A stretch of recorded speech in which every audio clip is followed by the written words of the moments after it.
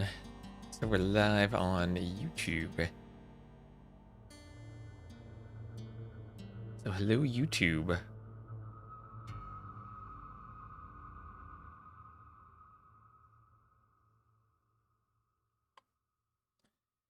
Welcome in, everyone. And this is going to be a set of Rex. So I might as well get the first Rex just started. Our base sent him to me already. They already drafted, yes. This is set as this set is played as Rex.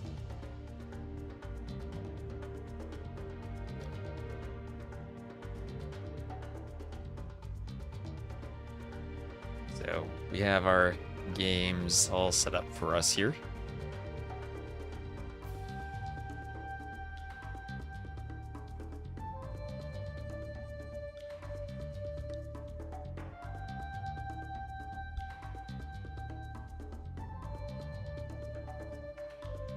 Viper doesn't like the last game of the day setup. Going 3-0 Viper? That'd be something crazy, 3-0 Viper.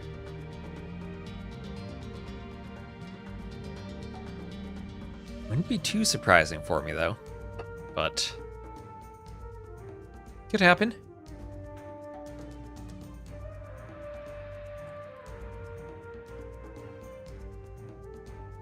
Very well could happen.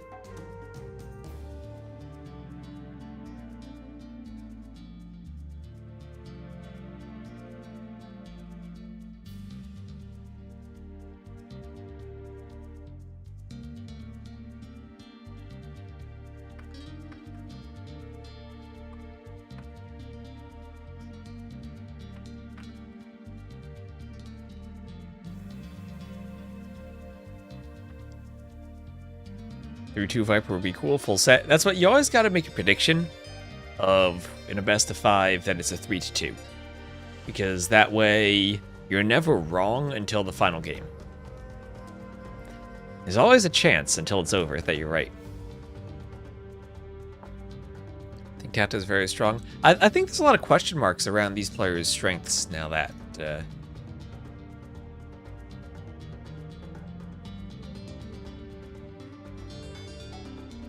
now that GL is disbanded. I don't know what shape TaToH's going to be in. I don't know what his practice is like without a team.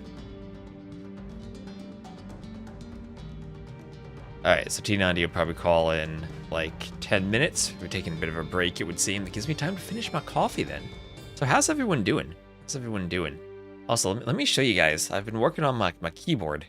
Yeah, I can swap over to this scene where the webcam is larger. I'm working on my keyboard. I put some custom keycaps on it. And I'm absolutely loving it so far. I get these little wood accents on the sides. I try to get some keycaps to match it. And then, oh, look at this, look at this. I'm never going to use this, but you can go full gamer mode with the RGB settings. Ooh, fancy, fancy. I will never use that. Yeah, that's true. Viper had the boot camp. He had the boot camp. He's all booted up.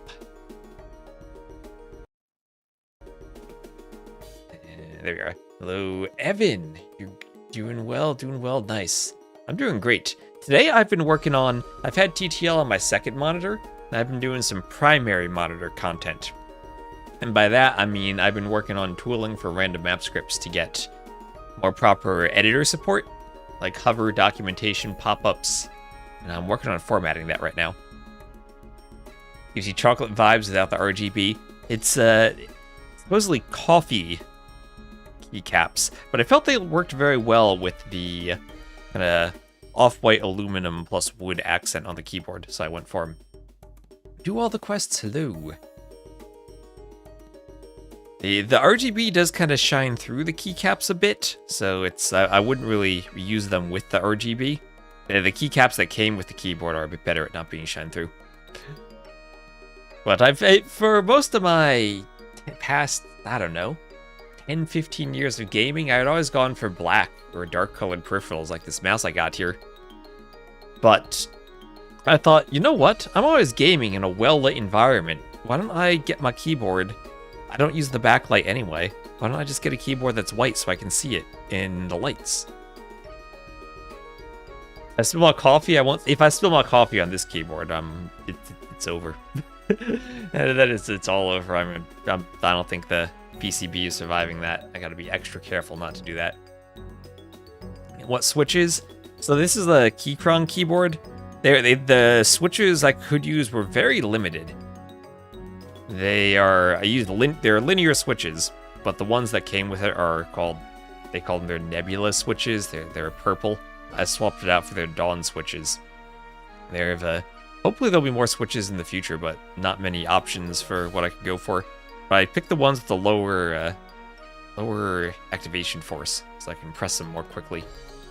And I absolutely love it. I love the typing on it. Lon Salome, hello. Got yours on AliExpress. I got mine. There was a discount on this on Amazon. It's usually like, I think, $130 to $140. I got it for like $109. It was nice. Linears are the best, yeah. Actually, the only thing I'm waiting for, the keycaps that came with it had foam under the space bar. The keycap set didn't actually have that, so I ordered that. I'm waiting for that to come in today. Lubed? I did not lube the switches myself. They're factory lubed.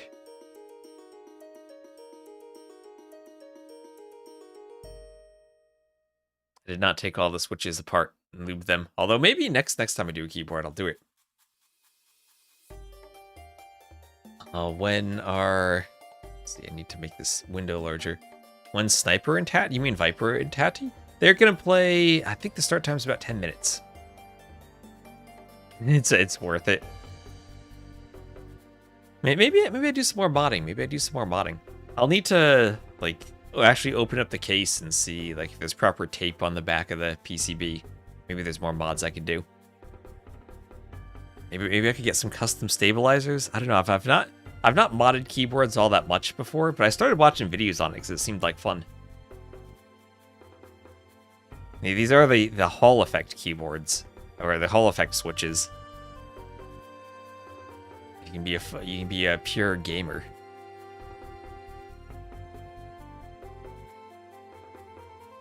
Spent forever on settings, and you know just as much about keyboards as you do about build orders on Arena. Build orders on Arena. You have the same one, but only the escape button is different. Yeah. The default has the escape and the enter keys highlighted.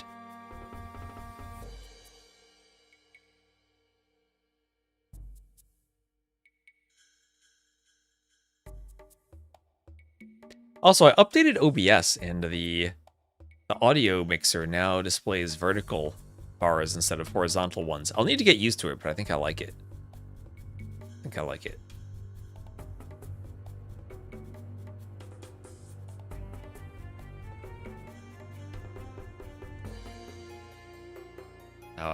Also, chat, apologies if I don't read you all that much during the stream today, because I will have the co-cast with T90. I'll probably try to keep an eye on his chat as well. That's a lot of chats. He's got 4K viewers right now. So what are you guys thinking here? What time do they start? Well, these are recs. They start whenever T90 calls and we decide to start. Be up to him. It's Cohoozy here. Hello, Cloud Gaming. Hello.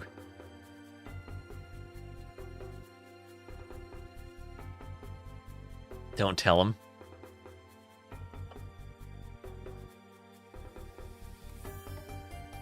I did manage to take a very short nap during the last set. A good 20 minutes. That was the advice I had gotten about 15 years ago. You can take a 20-minute nap, but if you go any longer, you actually go into your sleep cycle phases where you get tired if you don't nap for like a full 90 minutes. And that 3.0 was not the full 90-minute nap time.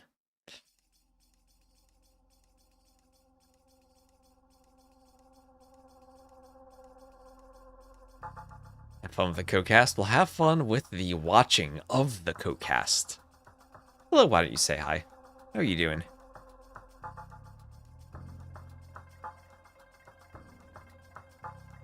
I realize I need to go into AoE 2 and turn my sound off.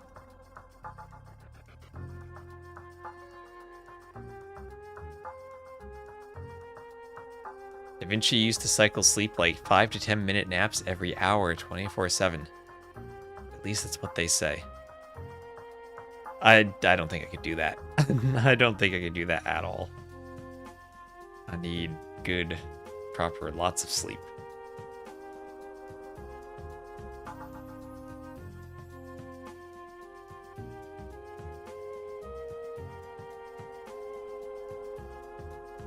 Hello, Sriza Bolka. How you doing? How you doing? You meet lots of people in the YouTube chat today. Everyone's very chatty. Not entirely sure it's healthy for the average person. Less than 5 hours and I'm a zombie. Less than 7 hours and I'm a zombie. Less than 8 hours and I'm a zombie.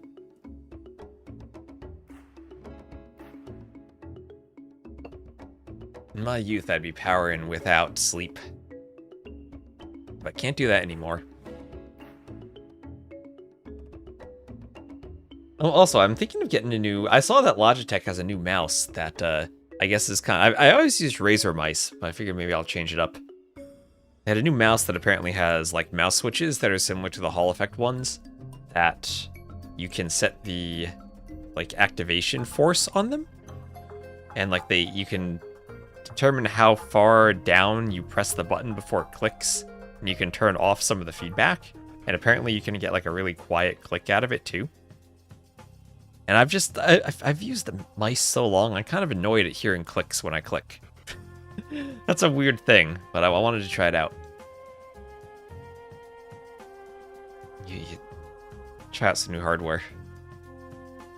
Use an MX Master. Yeah, I've used Razer Death Adders for a long time. The current one I have, I really like the Death Adder for. Oh, here is T90, so everyone say hi to T90. Drafts, and hello, T-West. Hello, T90. How you doing? I'm good. Did you see TaToH's name on the drafts? I did see his name on the draft. I saw he is the snake killer. I'm not sure if that... They say that you shouldn't, like, taunt certain style players, both in, like, sports and esports.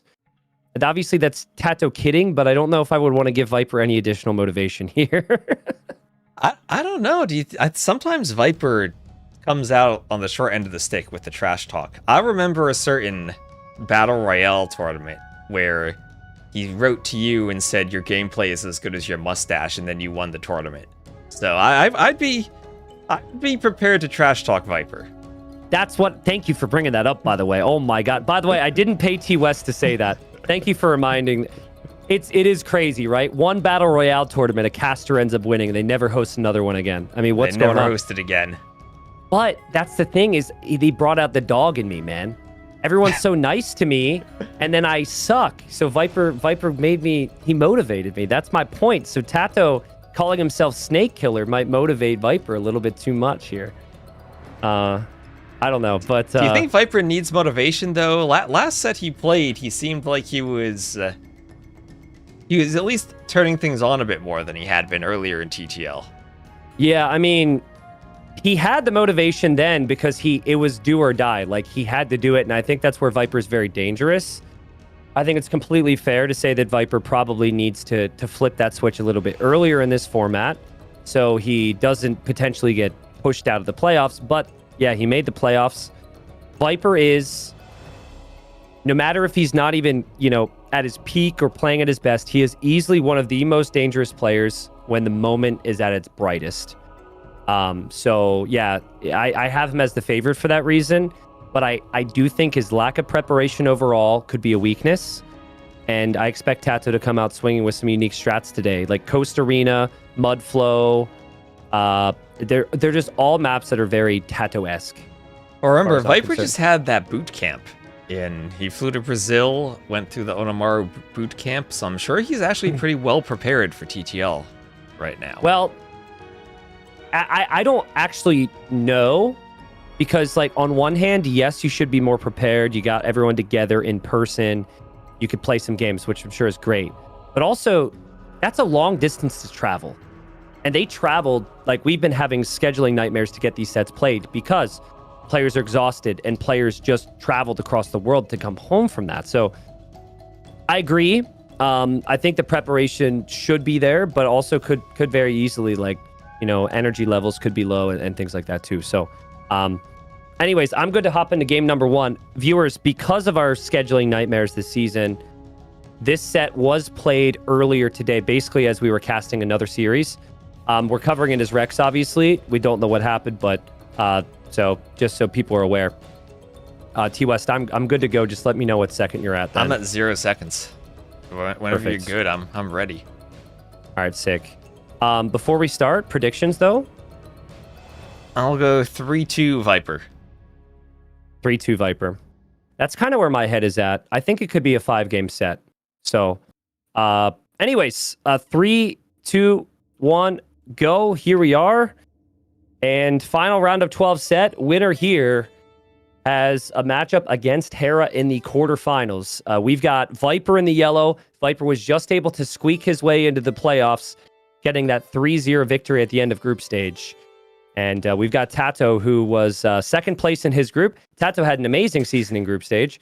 It's just that nobody seems to think that, because in his group was Leary, who 3-0'd everybody. So TaToH as the Ketons, Viper as the Malians, and I was just saying to Wes, these players go way back. I think it's the first time they're playing against each other in a tournament where they're not on the same team in like a decade. They were together on a team.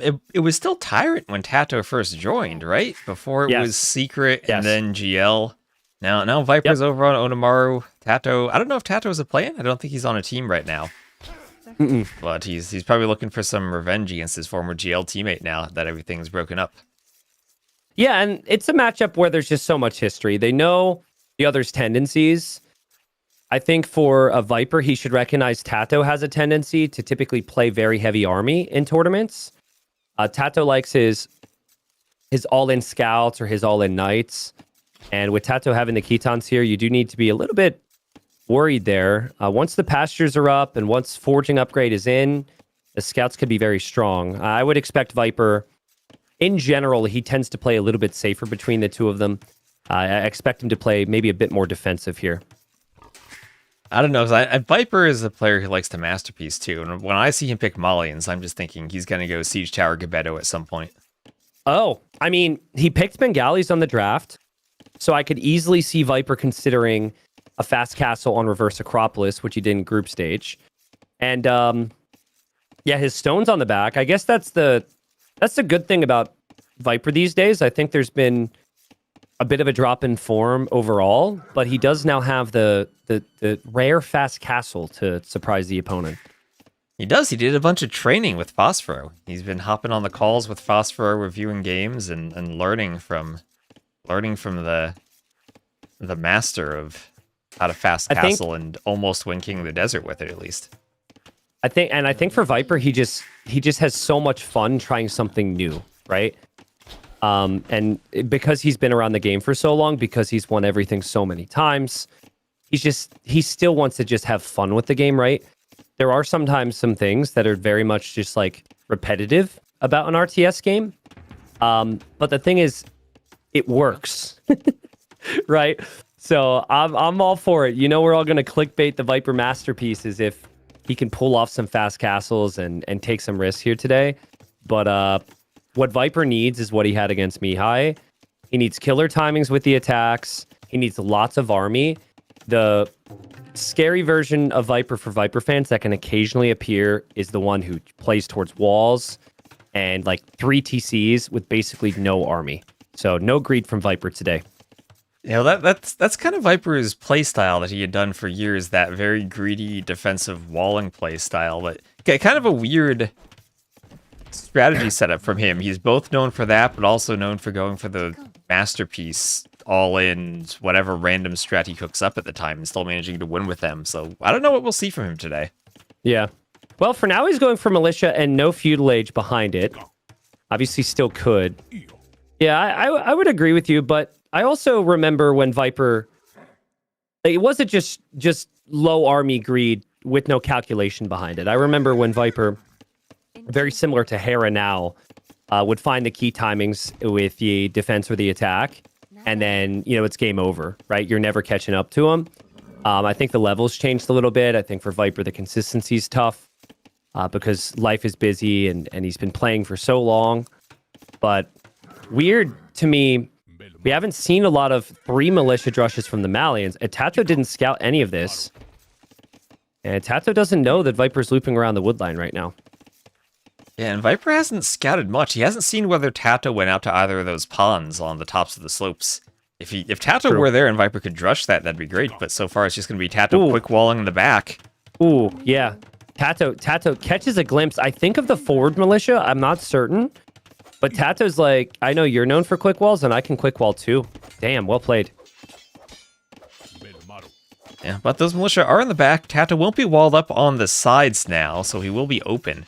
And if Viper can get to Feudal, get archers forward, he can punish this. I think Viper's scout was maybe moving in a way which made it a little too obvious.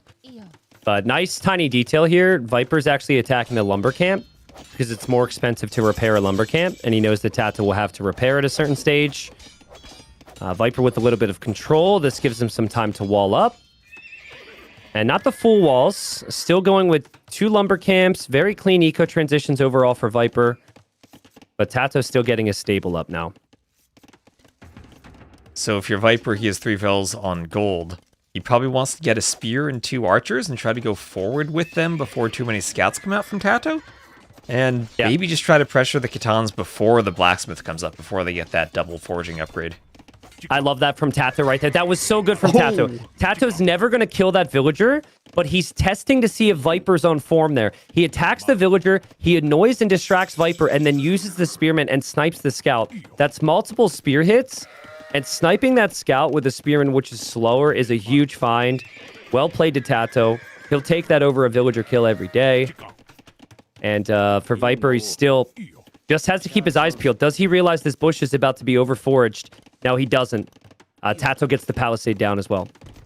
Yeah, nice reaction from TaToH. Prepared for that too to get the palisade. Ooh, Spearman for Viper actually made a noise, but didn't do any damage there. I don't know if you heard that. But I heard the little poke. I didn't hear that. Is that... Ooh, I wonder if capture age in the game are synced up with the noises too. Well, didn't they make a change where the noise and the... No, it's the fighting animation and the damage was changed, but I think sometimes there's some rare instances where the noise isn't completely synced with the damage. That might be the case. Maybe it, like, starts the animation. I know that you can, like, start an animation and click off before it finishes and, like, stop the attack mid-animation. I don't know if that affects the noise. Oh, man, TaToH's defended so nicely here. TaToH gets another villager kill. Viper just not expecting TaToH to be there at that time. More quick walls needed for Viper, which he'll get. But behind this, TaToH will drop the archery range. So far, so good for TaToH. It is double archery range from Viper, but Viper is housed at the moment, and Viper could lose another villager here. Oh, this does not look good for Viper at all. He gets a scalp, but that's a couple of vills down. And it feels like he just wasn't prepared for this timing from TaToH for some reason. But he's seen what TaToH is doing the entire game and just didn't have spears out in time to defend against the scouts, didn't have walls, going for these greedy, huge walls around the entire base. Yeah, it's a lot of walls. It's a lot of walls. I think, honestly, just credit to TaToH because TaToH, he can't full wall at the moment. He's got man-at-arms. He had, like, the difference in damage control has just been key so far, so... Once Viper gets these full walls, it's very low-risk gameplay, but there's still villagers exposed, and Viper still needs to track this. That's another villager exposed, and this is what we're talking about with Viper, right? It's like, which version of Viper are we going to see here? And in the group stage, it was kind of iffy. 3 villagers lost already for him in this game. Yeah, this is the Viper we don't want to see, the one who tries to play super greedy with walls, but ends up getting punished for it. Honestly, though, it's a shame for Viper because he is double range. It's not like he's playing low army. It's just that TaToH got max value from those scouts. I still think there's some positives for Viper's situation. His eco is actually set up very nicely. The transitions are smooth. The upgrades are going to be solid, and his army count's still really high. So if there was an opportunity for him to punish with the military control, it's still there, I think. Yeah, but double ranges against Kitans is a tricky strategy because they have those faster producing skirms, and TaToH already has 5 skirms out by that wood line, a few scouts, and more skirms on the way. And by the time the Viper gets there, he has a ton of archers. But, oh man, sorry, just panicked there. T-West, TaToH loses the scouts. And here comes Viper, sorry. here he comes. Will those skirms be enough for TaToH? Well, he just got the blacksmith down. Viper is fletching and he doesn't. Yeah, I would assume that if Viper forces the issue here, that TaToH should be completely fine. There's a lot of food spend for TaToH. He's made the scouts and he's made the skirmishers. For Viper, I think the correct thing would, as boring as it sounds, would be maybe to just back up for now. Maybe build a market and buy some resources. But again, just some tiny issues. Viper getting housed there. And there's the market for Viper. I think you still have a window here to push in Castle H.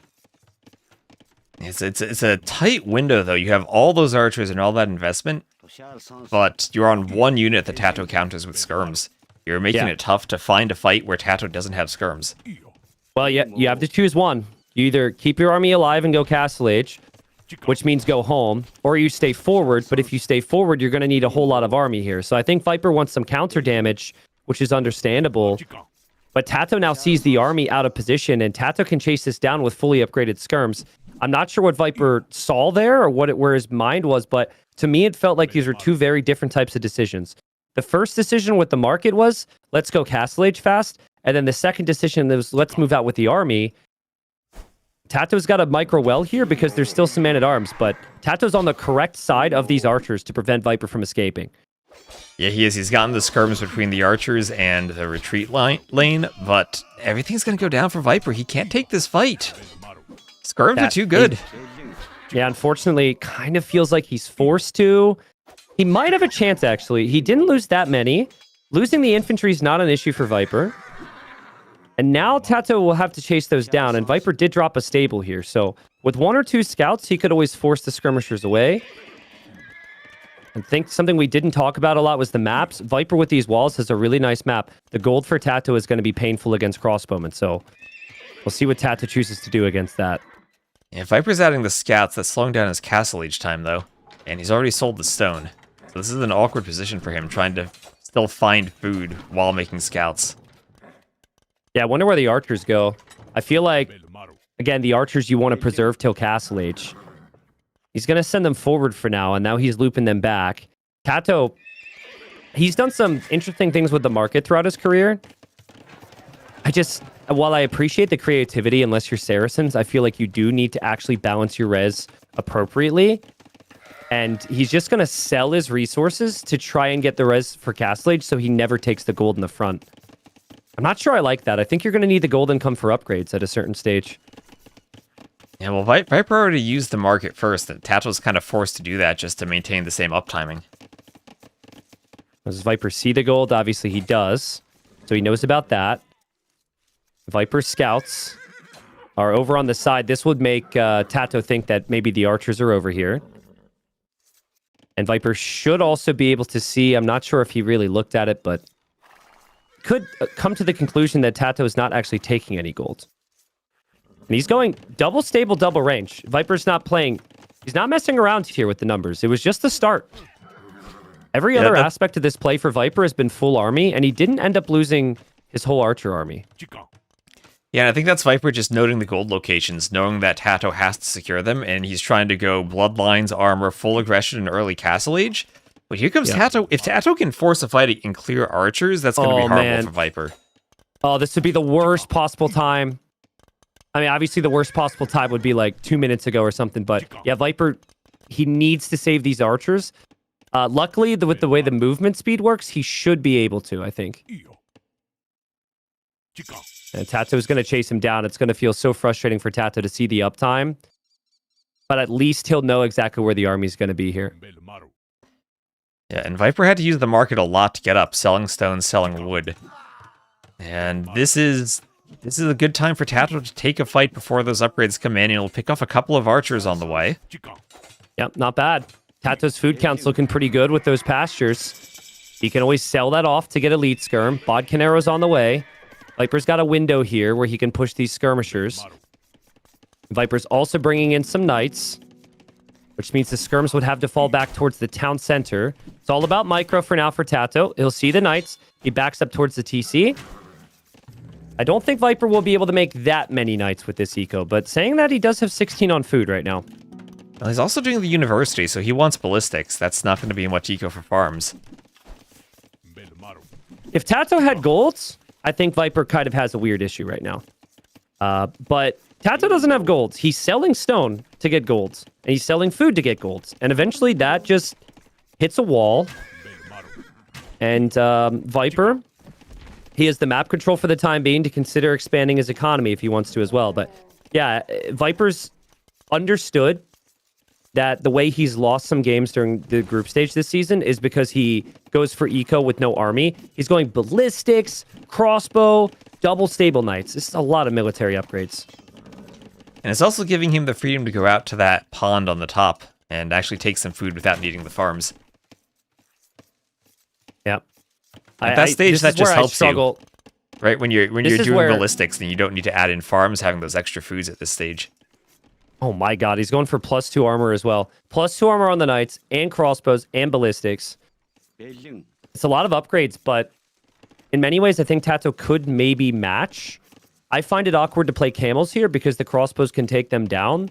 But if the camels get hits against the knights with the double forging, it could be tough for Viper to keep his military alive here. And the double forging even helps out if they close the distance on the crossbows. Mm-hmm. Yeah, you just can't make camels without golds. That's the issue right now, is no gold for TaToH. And also, if he wants the additional golds on the side, he would have to come where Viper's army is right now. But I guess now's an opportunity to maybe go to the golds, but he just chooses not to. There's ballistics for him. See how it goes. Viper's got full armor. Viper will obviously focus down the camels here. There's still a lot of knights in the front. I think this fight is actually okay for... Honestly, it's pretty close to 50-50. But I think it's better for Viper. The camels are just not enough there. Well, that's all the crossbows down for Viper, though. And at this point, when there's only one unit, TaToH can just go camels and eventually clear the knights. Yeah. Maybe this is just enough for TaToH, where now he can go take the golds. Somewhere. I don't know where, but he's continuing to sell stone. Viper still 1 TC. Viper with a 3rd archer range. Viper is still going to ramp up the numbers. But yeah, you're right. Maybe at this point, this is where Viper hit a little bit of a wall. He was relying on that combination of crossbows and knights, and then he just lost all of those crossbows. And now TaToH has the forward TC, so he will finally have some gold. He can move off of that stone. And honestly, with this gold, I wonder if TaToH would even consider doing a tower, like, in front of that TC, just to keep that gold extra secured, because that's the only gold access he's going to have. I think there's an argument that town center should be where the skirmishers were just standing, like, completely on the other side of the TC. I think Viper just saw the camels there from TaToH in the north and assumed that TaToH would have the skirms there too. But TaToH is just protecting the villagers in the north. He will go 3 TCs, so it's still all in from Viper, 1 TC, full knights, full crossbows, and TaToH's transitioning to 3. And this is where if TaToH can stay 3 TCs and doesn't take damage right away, he's going to have a huge lead with the pastures. The Catan eco really is insane with all that food you have. It's so tough, though. I find Knight Crossbow is such an easier army to control here. Like, camels are just... They're only good against the knights. They're not good at anything else. They're not good at raiding. They're not good underneath town centers or castles. They're only good against the knights. Knights can raid underneath town centers. Knights can actually still do some decent damage against any unit they engage into. This double gold composition could get dangerous if TaToH doesn't at least engage against it before it masses up a little bit more.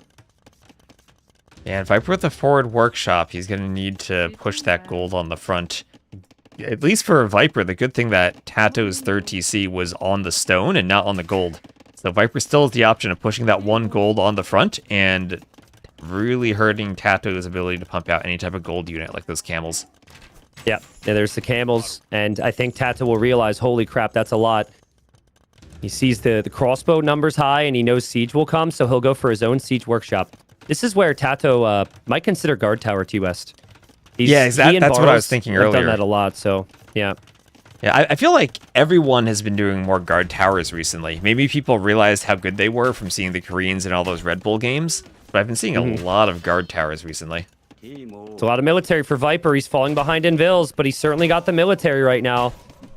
And we all know Viper's micro, if that's his main focus, is the best that some of the best micro we've seen in Age of Empires. The micro is so good from a couple players. If I say it's the best, people are going to freak out. But, I mean, this is the energy we wanted to see from Viper. Full army, no greed. Another Siege Workshop is even going down in the north to focus on Downtown Center. So I guess he's giving up on pressuring the gold here in the middle. Ooh, and Cav Archers from TaToH. I mean, I like Cav Archers because it gives you mobility. And if you can get heavy CA, it's a lot of damage output in Castle Age. What I don't like for TaToH is that this army just breaks into his base, and he's got to build a panic town center behind.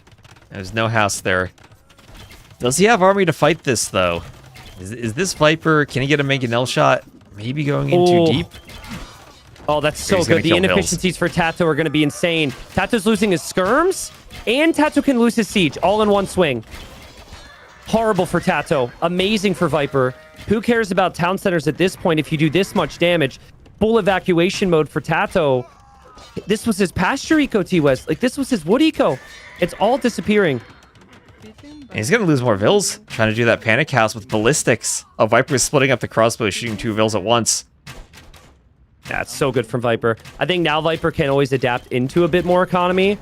The worker efficiency for TaToH is extremely low here. Honestly, props to TaToH, he didn't lose more there. I thought he was going to lose, like, maybe 30 or 40 Vils, but he still has to fall back. He still doesn't have a strong army. Viper's Knights are looking for the villagers as well. Oh, will they find those Vils? Because they're going to run straight into the crossbows. Oh, if he kept going after those Vils, they would have all been killed. That's 14 villagers there. Viper just let them get away. TaToH just doesn't have an army right now. He doesn't know what military to even make against this comp. And Viper will also have rams in the north. Viper is going with triple ram for that town center. TaToH already has so much work trying to defend his main base. He's never expecting that Viper's going to have rams up there. And TaToH has no army up there. That's a ram push that'll destroy the TC. And then all of those villagers, there are 22 Vils up there that are exposed and could die to this. Wow, that's insane. That's insane from Viper. To lose 3 villagers at the start of the game and have it look shaky and just go full send from there. Just one town center from Viper, full military. TaToH can't compete. Viper takes the first game. What a sick job from Viper. It's so rare to see someone truly go that all in. But I think with how good the Khitans can be with their pastures and with how the start of the game went for Viper, that was the correct play. Well played. I feel the mistake from TaToH there was adding that third TC. Maybe he was worried about running out of wood in his base and really wanted to get up on the top of the hill. But I think having that TC and not having either army or guard tower, like you mentioned, to secure the gold in his base, split him up too much. I think he had 2 problems. First, he needed the gold. And I felt he actually had the army to protect himself and mine the gold in the earlier stages, but he just didn't do it. He didn't trust himself. And maybe that's telling. Maybe he's worried against Viper. So he had to place the town center for the gold, but then his army comp wasn't really gold heavy. And then he needed wood. And then, you know, before you know it, you invest into the 3 town centers and then it's too much. But yeah, I agree. I've actually seen this theme with this Civ. Because you can't make your own knights, it sometimes feels extremely awkward because Lancers doesn't feel viable either, at least with how this game played out. So, yeah, certainly TaToH needed more defense. To be honest with you, though, the biggest thing, have a house in the north. If you have a house there and Viper doesn't get into the back, I think Viper doesn't do that much damage. And then maybe TaToH's able to stabilize and make more army here. Maybe, but I think even with a house there, Viper can swing to that northern TC at that point. And the TaToH still isn't walled up by the stone. Yeah. Yeah, I don't know. I've just seen enough games with it where it just it becomes awkward with the Khitans. But I'm telling you, every single time Viper's losing these days, it's because he doesn't play military control first. And when he plays military control first, does some damage, and then adds the town centers, there's very few that can stop him. So, I mean, that was 1 TC versus 3. Viper lost 3 vills at the start. No problem. That was sick, man. TaToH's he's gonna have to keep that in mind. And we've got Coast Arena and Mudflow as TaToH's potential home maps. And it is going to be Mudflow for game number 2. Also for the civs, Maulians were Viper's very last picked civ. So getting a win with them right off the first game must feel pretty good. Yeah, that's true. Yeah, that's huge. It's not like TaToH didn't care about his civ there either, right? Like, he picked Heaton's 3rd. So I've seen that for years from the players who win in tournaments. Typically, they have like 1 or 2 games where they go for a very late civ pick, and they end up breaking a higher level civ priority. So, anyways, T-West, let me know where you're at on game number 2. We can hop right into it, man. All right, I'm at 0 seconds whenever you're ready. All right, perfect. 3, 2, 1, go. And here we are. All right, so we've got Mudflow game number 2, and where my brain is immediately taking me is some of the off-meta things that we've seen. We have seen players dock their starting area to try and fish the salmon there instead of taking the fish with their villagers. In fact, Viper did that once, only he ended up getting full pressure from the opponent. We have also seen early barracks from civs, and I mean like early as in 10 pop. Overall, it's just a very difficult map to lock down TOS. There's just so many different things. Tough wood lines, exposed berries, and difficult to farm near the TC. What we're seeing from Viper here is he's taking the water buffalo under the TC, and he's not taking those salmon. So I think you're exactly right. I think he wants to go for the dock build. Yeah, now in TaToH's case, if he's going for the salmon right now, what that allows him to do is he can have less on food because it's faster food income. He can get to wood early, which to me would indicate that he's actually going to go for a barracks, and he's Celts. So faster moving infantry could be on the cards here. So Celts and Armenians, 2 good swordsman line civilizations. We could see some type of, I don't even know, men-at-arms that move faster for the Celts against long swordsmen for the Armenians. Yeah. Yeah, honestly, I could see it. TaToH likes his infantry.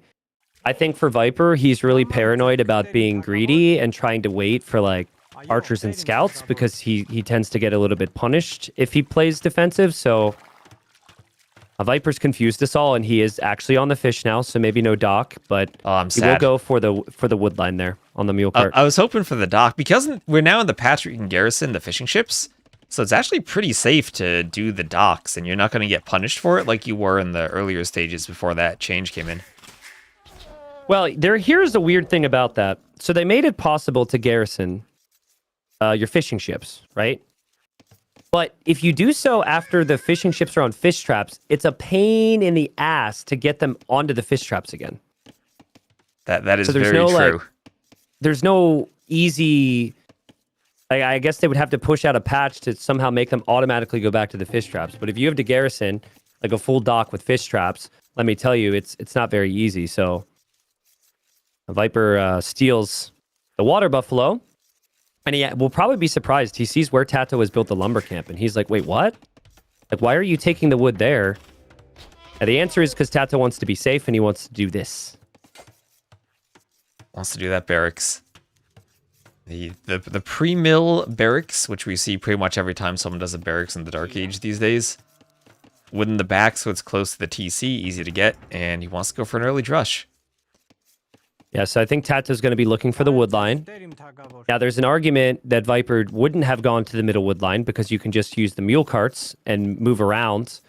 But I think securing this as early as possible just gives you less headaches. And that's what I would say. It's like, if I was Viper's coach, not that he would ever choose for me to be his coach, but I would say play army before town centers, which he did in game number 1. And then in this situation like this, preemptively wall your villagers, preemptively play safe, and then play towards the army. And how frequently have we seen Viper not place the palisades ahead of time. TaToH shows up with some militia, and then he tries to quick wall it or something, right? Well, he's doing that here, and he's preemptively doing loom. So he is prepared for those militia. He's scouted them. I may be surprised he went for the forward berries instead of the back berries when seeing the drush. But you held the Ville's walled, so he's safe so far.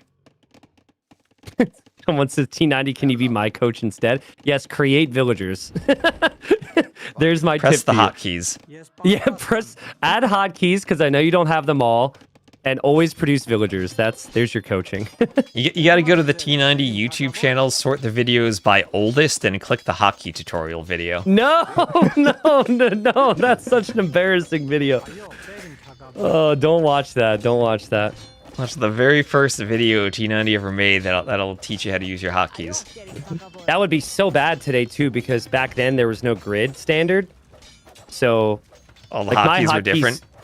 My hotkeys don't make any sense to anyone who has come back to the game within the last 7 years. Same with mine. They were set up for single queue. Yep. It's the same with Viper, too. Like, all these guys, like, all the pros, you shouldn't download their hotkeys. I remember Viper used to have, there used to be a mod called the Viper Hotkeys, and it had over, like, 2,000 downloads on the mod center, because everyone was like, if I just have Viper's hotkey, I could be Viper. But I think it actually made people worse, because the hotkeys are... It's all about just getting used to them, right? He also has I think the keys are slightly in different locations on a Norwegian keyboard. Because I remember he had like a slash or a backslash as a hotkey, but it's where the Z usually is. So everyone's going to have that hotkey, and it's not going to be in a place where they can press it like Viper's keyboard is set up. Man, there's a lot of work here for Viper right now. He did preemptively wall some of this, but TaToH's bringing more militia forward, and there's hills at play here. And this could easily go wrong. TaToH, he didn't kill anything with this, but he still got the threat to do so, and Viper's opening with archers. What he doesn't see, though, is that TaToH's actually going for a dock behind this as well. So I think TaToH's game plan could be maybe make some galleys to take Viper off that wood line there. And shoot over those palisades. Do you think, I know they've been nerfed, do you think TaToH would go for a demo? He definitely would, but not in this situation, just because this is walled. But there's definitely a threat of a demo in the near future. For now, he's just running around, and Viper's been forced quick wall, but just based on TaToH's build, he's been able to secure himself a bigger wood line in the middle. He's been able to keep Viper busy. I would be dead already. I would have lost 4 vills, and we would be in game 3. But so far, Viper's been able to manage the defense. Well, with those Celt men-at-arms, with how speedy they are, it's going to be tricky to defend with archers because the men-at-arms are faster. And with all these hills, the men-at-arms actually can maybe snipe off houses or just do damage to buildings since they'll have an uphill advantage if they ever want to stop. Yeah, it's a nice detail. Houses go down very quickly if you don't have army against men-at-arms on this map. So you need to have the army. TaToH has so far been tracked very nicely by Viper, so I also like it. Viper's going for the second archer range. So he knows he needs bigger army numbers. Here comes the galley. The galley's on the wood line. Viper's fleeing. The scout for TaToH's coming over. Honestly, that's an amazing reaction from Viper, though. To get out of there without losing a villager is really well done. Yeah, he can just run the mule cart now. So he's completely safe and can go to the back wood lines. Yeah, any other civ, I think that's a really big play from TaToH. But the fact that he's up against Armenians and they still have that option to back away is really solid there. And TaToH's still not in against the mule cart. Viper's still chasing and reacting. Viper's multitasking has been really sharp here. But TaToH... As those vills run, they can just go to the stone. They don't even need to go to another lumber camp. Yeah, you can just move them to a different resource. Well, what Viper did... against TaToH, I think, in round 4, which gave him 1 win, he went for tower defense. And what that allows you to do is that allows you to actually move out. Because he's expecting TaToH to come in with more army at some point. But for now, he checks his walls. He is walled. If there were archers, he could always have a tower prepped. And his army moves forward to TaToH's base. TaToH, he is defended in the middle. He's got a demo waiting. He's got galleys. He's got his wood protected. But the upper area is going to be an issue. But God, just so well played, TOS. Like, he blocks it off. He knows where Viper's going to go. He already knows what Viper's going to try. He's waiting with skirms, and he's waiting with the tower himself. And that's TaToH realizing, hey, I don't see Viper's archers attack my men-at-arms. He must have gone forward. Let's be prepared for it. That's so good. Yeah. And it's one thing to do it now, but it's another thing to do it almost immediately once he saw Viper's army move away. It's just like he could see the whole game. Viper obviously thinks there's going to be a hole here or something, and now he accidentally attacks the blacksmith. Now he's probably frustrated. He had notified TaToH that what was going to happen. We have 0 kills and 0 deaths in this game, and there has been non-stop action. Ow. That always, I think that's crazy when we see such high-level games that players are so good at keeping every single unit alive that we're 16 minutes in. We've had a rush from the start of the game basically, and nothing's been killed. This is obviously something's going to have to die now because we just said that. So villager and a scout goes down naturally, but no, I mean that's why people freaked out when they saw the bracket. TaToH and Viper meeting in the round of 12 is insane. Both these players have won some of the biggest events that we've had. Both players have been around for so long, are both so good. But in this format, at least, if you start off a bit weaker than maybe you can play, which you could argue is the case with Viper, that's how these matchups happen. So I'm sure TaToH messaged Viper when they had to schedule. It was like, why'd you have to do this to us? Oh, man. Great game, though. Both players are in tip-top shape. I think I prefer TaToH's position in terms of the control of the wood in the middle. He always has a demo waiting there just in case. He does have an army headed over towards Viper's stone at the moment, and Viper is just... He's had to react a lot, and he hasn't been able to secure the bigger wood lines, and that's my concern for him here. He's been going full tower defense, but the more you do that, the harder it is to stay inside of your base if you get trapped and can't move out. He's actually going to the sides and trying to take the wood lines out by those tigers. Interesting. Viper also built 2 blacksmiths, which is maybe a sign that the multitasking has been an issue for him. You don't need 2 blacksmiths. I mean, that could go really hard in Imperial Age or Castle Age or something, but double blacksmith was definitely just a mistake from Viper as he's desperate to go to Castle Age. Drops the tower here. Tower will complete, but man, look at him use the market. He's like, please give me the food. Give me the food. He can't click up. Oh, it's so painful to be in these types of situations. Especially right now, that wood you just spent on the blacksmith could have been sold at the market, and he could be up now. Yeah. But there he goes. TaToH isn't really close to going up, so maybe Viper will have a timing advantage where he can do something to TaToH. Hardy, but still will be tricky with the demo. Hardy, add a treadmill, please, for Viper's archers. Viper's archers are in the south. We'll make sure there's a treadmill added to them. I don't know where they're going, but clearly they are very scared. And they are just sitting there walking peacefully. But for Viper, he just knows he can't be out in the map right now. And that's the issue. He's like still waiting for that one big game-changing moment where he can apply pressure to TaToH. That just simply has not happened this game. Man, those archers are getting their workout in.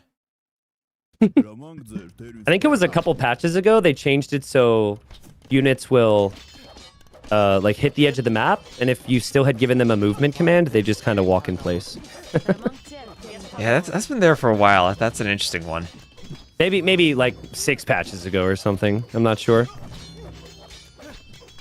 Can we talk about how good TaToH's awareness is, though? He knows where Viper's army could show up, and he has walls or towers or a demo or an outpost in every single position.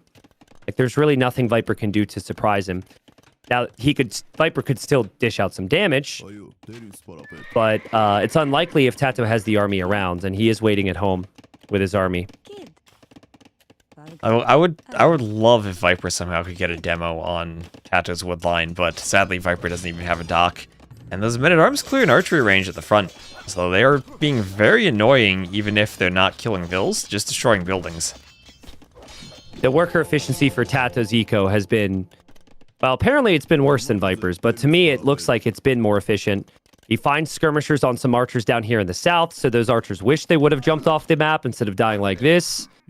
And then Viper's got a little bit of an army in the north there, but that's like 2 spearmen, 2 archers, 2 skirmishers. That's not what he wants. What he wants is going up there on the front of his base, and that's going to be a castle. Ooh, so that's going to be... I guess he has to go Composite Bowman then if he's investing into the castle and not doing anything on land, but... At that point, TaToH can just do ships and defend his wood line, and I think he'll be fine then, because ships should still do great against Composite Bowman. Yeah, and skirms too, right? He has skirms. But yeah, ships, town centers, these are the options for TaToH. Ooh, Viper's AI army actually gets more value. When you have an army like that that's so random, usually people just don't expect it, so... Well played from Viper. And now he can take the wood in the middle again. That's the big thing that castle allows him to do. He still doesn't have a dock, so if TaToH's aware of that, he does have a demo floating around somewhere if he wants to try to hit the Vills. What a castle at home does for you is it makes it so difficult for TaToH to ever envision getting any value. Like tower defense and castle defense, TaToH basically has to react the whole castle age now. So I think for Viper, he's not going anywhere anytime soon. He just has to assess how he plays this. If he sees the Navy, he will probably end up deciding that he'll want to play towards more economy. And I don't think he expected the galleys at all, TUS. Composite Bowman go forward. And TaToH says thank you very much. Yeah, he does great gameplay from TaToH. The Celts, maybe not really known as a naval civ, but the wood bonus they have actually makes them pretty good. Never going to be like a top pick on a pure water map, but... they have a great eco for pumping out a ton of galleys, and that's exactly what TaToH wants, because if he controls the water, then Viper can't do any damage. I'm laughing because that's just so typical Viper. Viper's like, I'm going to try and steal that relic right there. Well, he's taking advantage of the warrior priests, these Armenians. He can't not go for the relics. Well, I mean, he has great scouting on the outside of the map, and he already has 3 relics. Of course, the first one's free. Viper... last time he played this, he prioritized the wood a little late and really went for the gold and the relics. So he's got the gold in the north. In terms of resources collected, it's pretty close.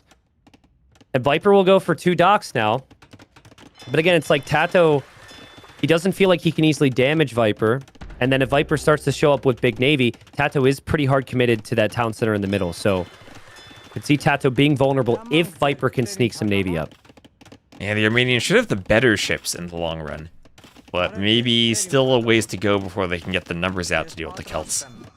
Yeah, TaToH actually sees 2 of the docks. One's the foundation, and then the other one is the one that's already completed there. So I think that's enough for TaToH to at least recognize he needs to add more. TaToH going to drop towers here. That's so TaToH. Towers, thinking of guard tower to protect the middle, protect the wood.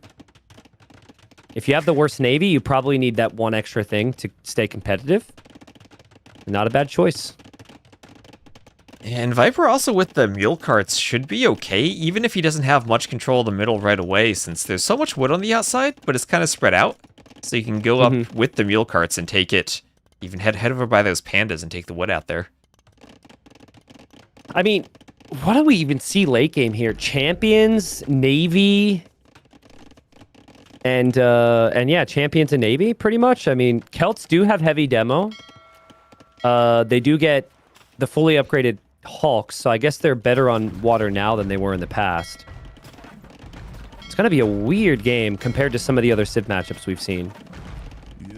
Yeah, I don't know how well Armenian Champions will do against Woad Raiders. I think the Woad Raiders still win that.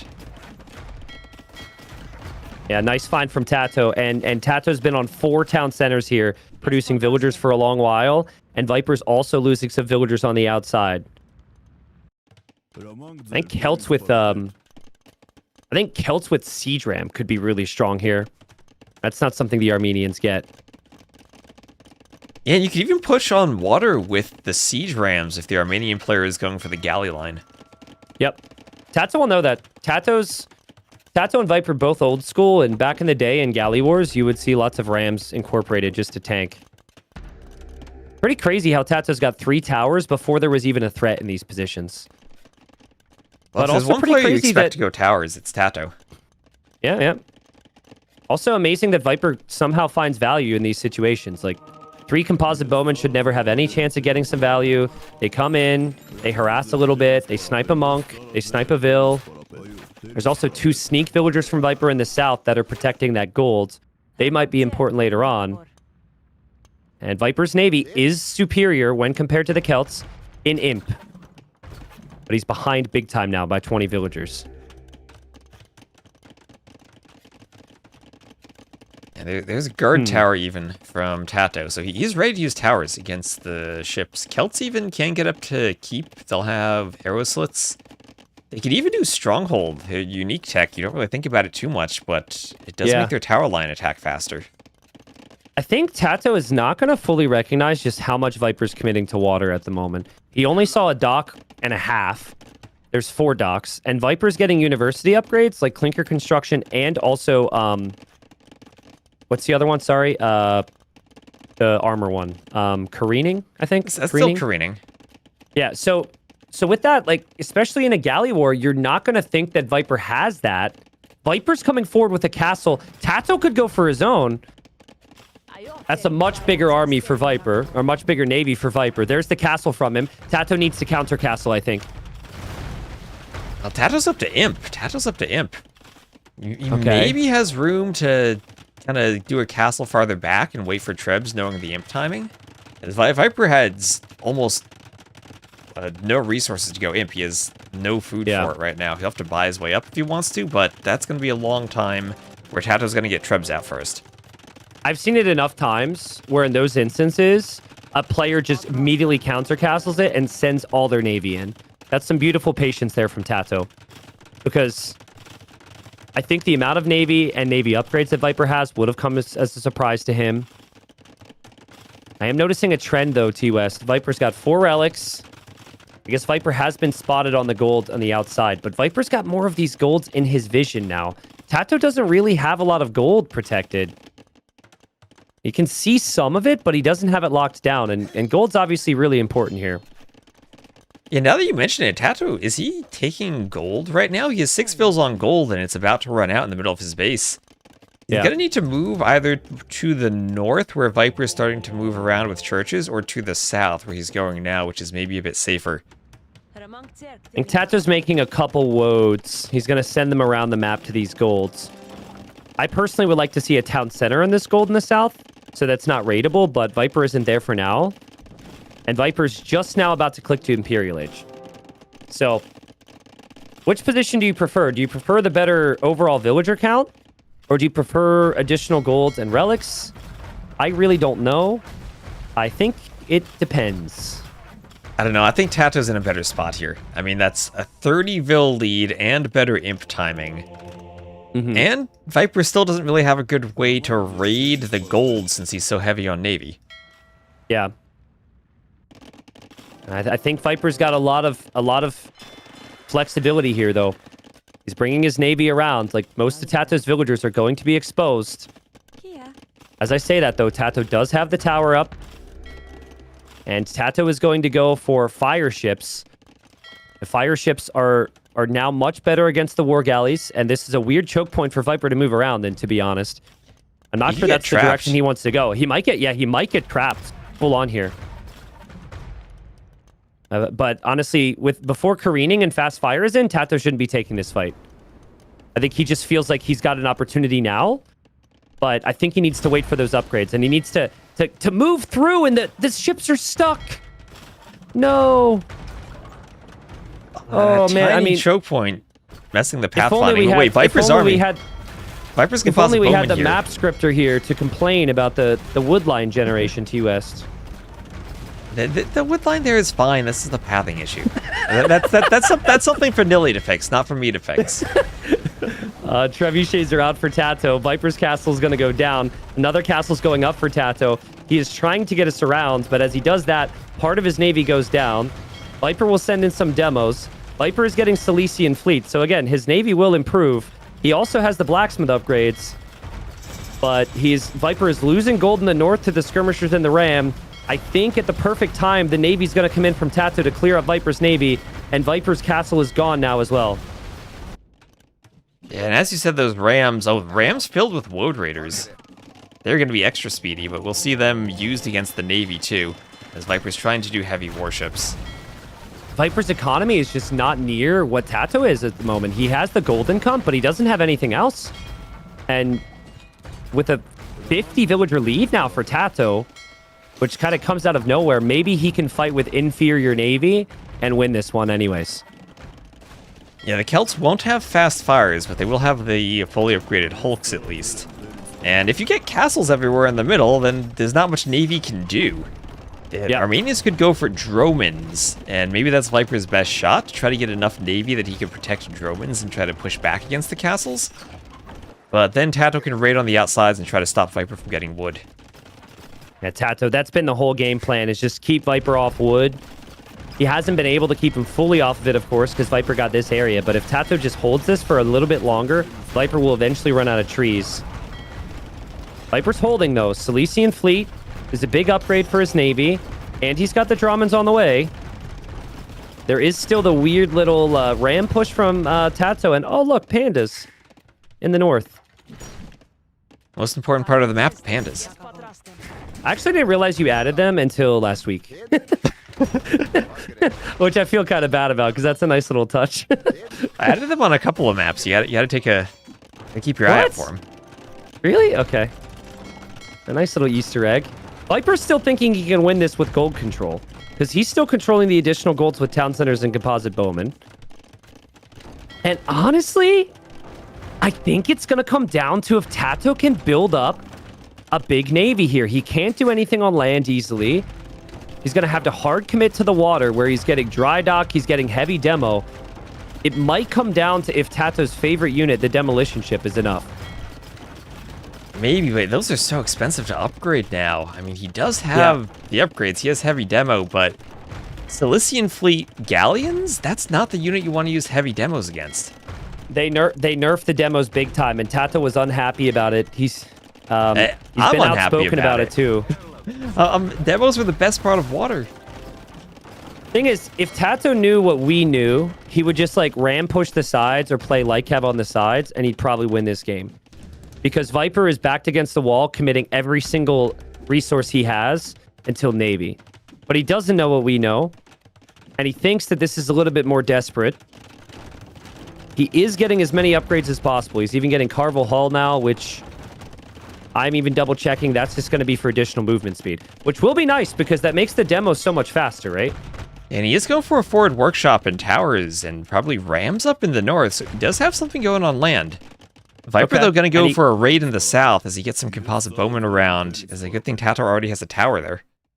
Yeah, amazing job from TaToH to have the outposts around to see all this. The Viper's got to know something's up here. Here we go. Carvel Hall is in. There go the Hawks.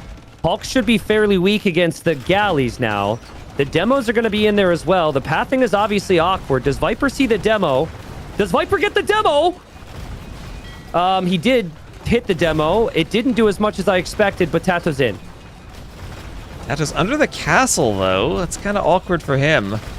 I think Viper wins this fight with the Navy. That's an awful fight for TaToH. Hawks perform so poorly there. The demos perform so poorly there. I swear if TaToH loses this game, it's because he's hard committing to the water, and Viper's got the better naval civ. Viper's villager count is still awful, though. But Hawks are not meant to be good against galleons, guys. Also, the ram is in the north. Town center might go down. Viper will fight that back. TaToH's losing so much, but he takes the trebuchet at least as his castle falls.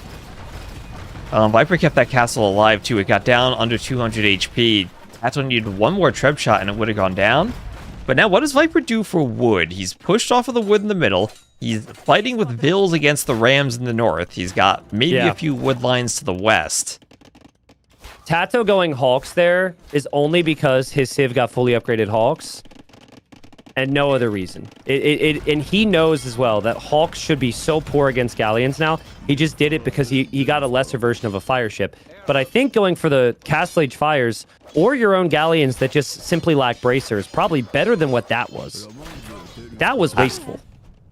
Is this wasteful? I don't know if the Celts can do anything that's not wasteful on the water, though, against Armenians. The ship upgrade advantage is so huge, especially with Silesian Fleet.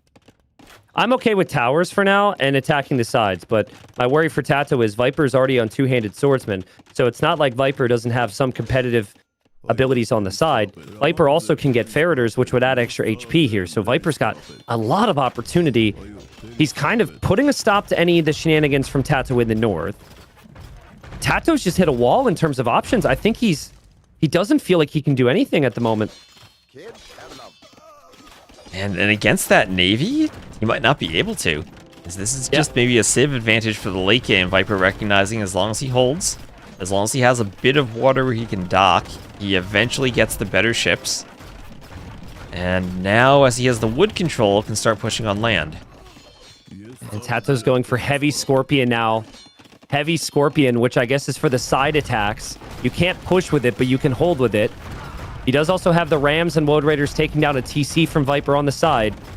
None of this gives him an answer in the middle, though.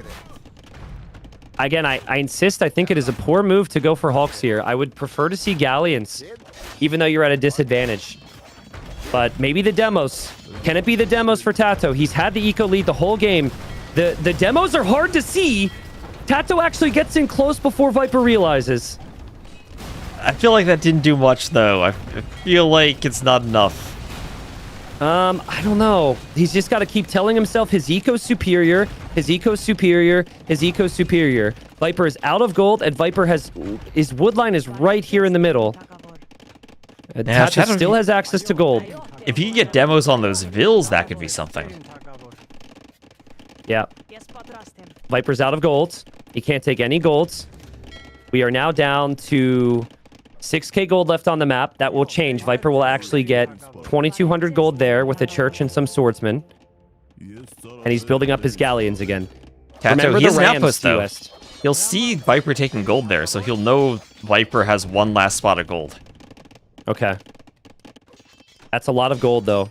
And that's enough gold that Viper could maybe push the middle, but he hasn't been able to break TaToH in the middle yet. And TaToH's going to go siege rams. Is TaToH going to scorp ram push from the north right now? Yes, he hasn't seen that castle. He hasn't seen the castle yet, so that'll slow down the Scorpions. True. But once siege ram comes in, he doesn't have the HP tech yet. He's getting right in the south, so he gets pushed off of some gold as well. Viper's got a Treb in the middle to go after a castle there. Viper's added a couple mangonels here to snipe any rams. Viper has that golden come again, and it's tough for TaToH. It's just so tough for TaToH to break Viper's defenses. My God. It's so painful with Celts in late game. Celts in late game, but Celts in late game on a water map. It's like two of the worst... an open water map. It's probably two worst scenarios for Celts. And he can't even do much with the ram push because of how strong those champions are underneath the castle. Viper goes for quick walls against the boats in the middle, which is somehow working. Rams and Scorpions are still continuing in the north. Viper is actually housed because of the Rams at the moment. He's losing Vills to the Hawks. Still could lose his castle, and he's going for Onager to defend. So the galleys were protected, though. As long as Viper still has the galleons there, he'll still get excellent trades in the middle. He's running out of trees to take here. It's very obvious to TaToH where Viper's taking the wood. Maybe this is crazy, but what if TaToH just did Onager and cut the trees in the middle? I actually love it. Yeah. I also think don't take the castle in the north. Use your siege rams in the middle, man. Take down the docks. Take down... I mean, even just use them to tank. Oh, big moment here. TaToH's going to run through the middle with champions. As TaToH is actually trying to siege ram push the north, but Viper has champs. Viper has Onager prepared. If he can flatten the rams, he can then go immediately into TaToH's eco, where TaToH doesn't have any demos prepped. Can the castle stay up for Viper, or is the Celt siege enough? Is that enough Scorpions? The champions are going down. Oh my God, what a hold for Viper. The castle's so He's close running to out of going down, stone. though. It's so close. It has to go down for TaToH. It has to go down. If he doesn't take this, he's screwed. Viper holds. Viper's holding, and Viper's raiding with the champions, and Viper's moving forward with his navy. What a hold from Viper. Onager choice was critical. And that was so costly for TaToH, right? So much wood and gold invested into that push. All the rams are down, and everything cleared up. He has a few Scorpions left, but the rams are the expensive part. And there's the GG from TaToH. And Armenians, that navy was something TaToH had no answer to. Wow. That's unbelievable. TaToH just ran out of ideas. Man, Viper, the whole game was behind, and he was able to just hold on by taking very good engagements. And we laugh at the relics and the gold control and everything Viper was doing when he didn't have the food in Woodico, but he just held on. More gold collected, more food collected in this game, actually. For TaToH, it was the wood, but he just didn't know what military to go for here. Honestly, for me, I got to point at the numbers that he made. The fact that the most created ship was the Carrack is kind of painful here for TaToH. That's just not going to be good against the galleys. I would have preferred, and I actually can make strong arguments that I think if he just stayed on Galleon, Galleon is at least going to have more practical uses here. Shooting over top of wood lines, like having some range, which means you can avoid the castle fire, could have helped TaToH. Yeah, I mean, the Celts also do have shipwright if you really want to invest into the water for the wood discount. And maybe instead of going for the Carracks, you do shipwright plus galleon and try to just hold better. Is the Hulks really, or the Hulk line didn't do anything, especially since you're fighting underneath the castle with how small the range is every time. And you take a lot of losses from the castle. For a while there, I think there was opportunities for TaToH to just play the land, but not play Woad Raiders or anything. Just play Light Cav, right? Like just go Light Cav, raid the sides, like try and basically raid Viper with things that don't cost gold, and then conserve your gold for everything else. Yeah, you pick the Celts for all the early bonuses that we had there for TaToH. But so far from Viper in these wins, you had the first game. Yeah, first game, he loses 3 villagers, and then he slaughters. He goes full all-in-one TC. And now this game, he falls behind with the eco, but he's able to get the late game decisions right, both in his army comp, but also with controlling the golds. These are things that Viper is just one of the best at, right? And TaToH's normally the chaos in the mid game. It just hasn't worked out. So what do you think about the Celts pick, though, on that map? Because you're probably looking at the Civ drafts thinking Armenians have to be what Viper uses for Mudflow. Mm-hmm. But you have a bad late game matchup against them with the Celts. Maybe that could have been, like an Italians or Dravidians pick there, where you have a more competitive navy. I think it's one of those things that only looks bad because he lost. TaToH consistently, when he wins in tournaments, he has those wins with those more questionable picks, and he always does it with civs that he just didn't prioritize on his draft. So that's my feeling. He loses now. We get to see Celts have this problem, that problem. I've seen that from TaToH so many times. It's kind of like Viper's game 1 win, right? Viper had Malians last, but he looks brilliant for it because he won. Unfortunately, Celts is just one of those, when it doesn't work out, now you have to question it. But I just think for TaToH, you had your chances in game 1 and game number 2. You had the eco lead in both games, and you haven't been able to win. I kind of feel like the confidence isn't going to be there, So hopefully you can string together a couple games here. But now you can't go for the late picks, TOS. Now you got to go for your best saves, your best map, I guess in this case, your only remaining map, and try and get a win on the board. Well, it is a very good map because, as I see it, is Coast Arena. Okay. Well, Coast Arena it is. Let me know where you're at, and we can hop right into it, man. I'm at 0. Give me a countdown, and we're good. All right. Yep. 3, 2, 1, go. Here we are. So, as someone just reminded me, I am very bad at updating the Civ drafting page. I am very sorry, but it means that you guys are paying attention if you notice. The Civs that were still available on the Civ drafting page that you probably would have expected for this would be Spanish and Italians. Spanish, I think, have the best win rate in TTL history.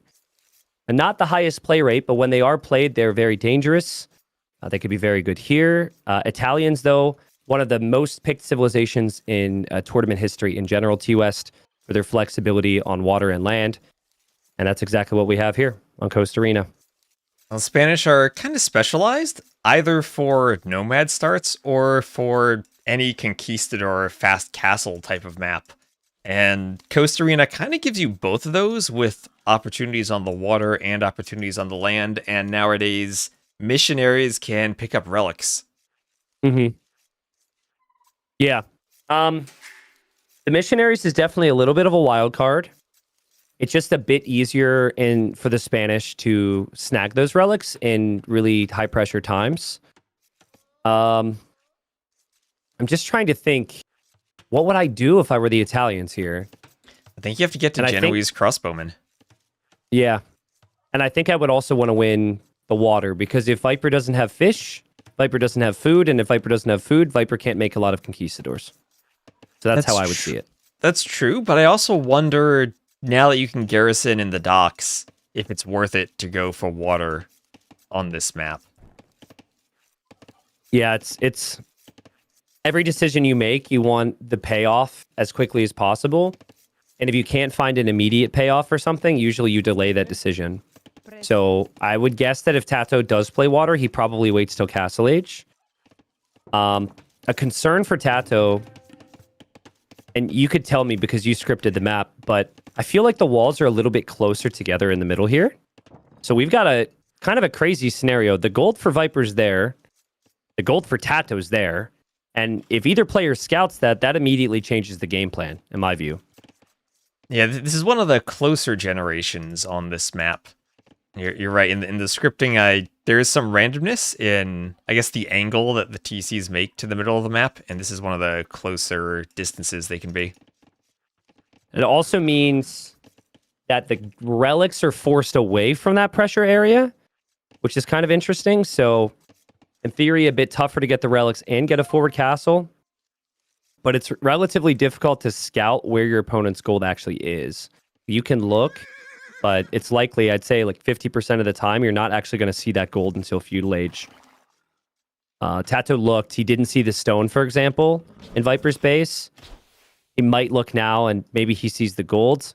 Viper actually didn't even find the walls yet. So I think that's probably because the off-center generation here. Yeah, he went straight to the spot TaToH is not located. So he'll see all the relics at least, which is kind of the more important thing to scout. Because your opponent's going to be wherever they are, but the relic positioning is good to know for where you go for your missionaries or your monks or your monasteries.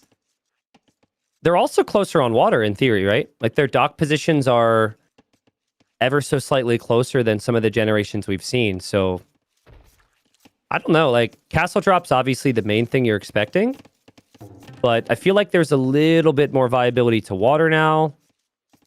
Knowing Viper and just knowing how the series has gone, all the small things have gone his way, I feel like it's very likely that he's going to find TaToH's gold there. But he sees the walls, he sees his own golds, and he's probably like, oh, yeah, that's dangerous. Yeah, and you know the golds are forward and against the walls on this map. They're always there. It's just a question of where exactly along the circle you find them. Yeah. Just one dock for Viper.